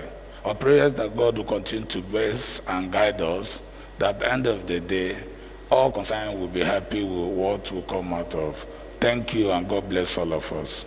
Before the motion for adjournment, and for the record purpose, I want the honorable members that have not earlier introduced themselves to kindly introduce themselves so that we can please. Mr. Chairman, co-chairman, distinguished colleagues, my name is Ademoni Aliukuye. I represent Shomolu Federal Constituency. I'm from Lagos State. Mr. Chairman, co-chairman, I am Honorable Ibrahim Kunle Olariwaju. I represent the entire people of Momba, Ido-Si, Ilejimeji Federal Constituency. Mr. Chairman, I am from the state. Mr. Chairman, the Deputy Chairman, Secretariat, as particularly our clerk, distinguished guests, and the pressmen, I'm Honorable Rep. Ibrahim Ayokunle Isiaka. I represent the group of Ifo Ewekoro Federal Constituency. I'm from Ogun State and a member of this committee. Thank you all. Yeah. Mr.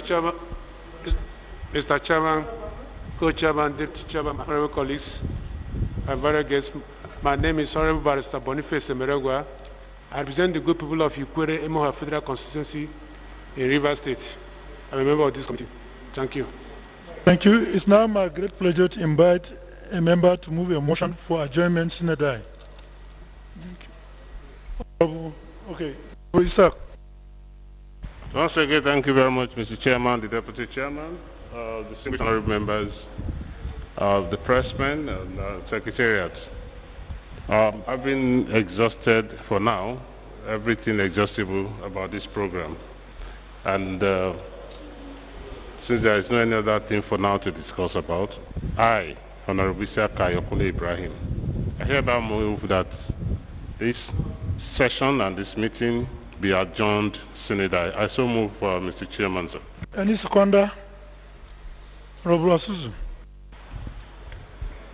Thank you, Mr. Chairman, co-chairman, my honorable colleagues, our esteemed guests. I am Honorable Engineer Joseph Asukubelo, representing the great people of Adavi, Okehi Federal Constituency. I am from Kogi State. I hereby second the motion for the adjournment. Said that I. All members, the public hearing for a bill for an act to establish, just repeal the Quarantine Act and enact the Control of Infectious Disease Act, make provision relating to the quarantine and make regulations for preventing the introduction into and separate in Nigeria of dangerous infectious diseases, and for other related matters, whose house number 836 is hereby adjourned sine die. Thank you.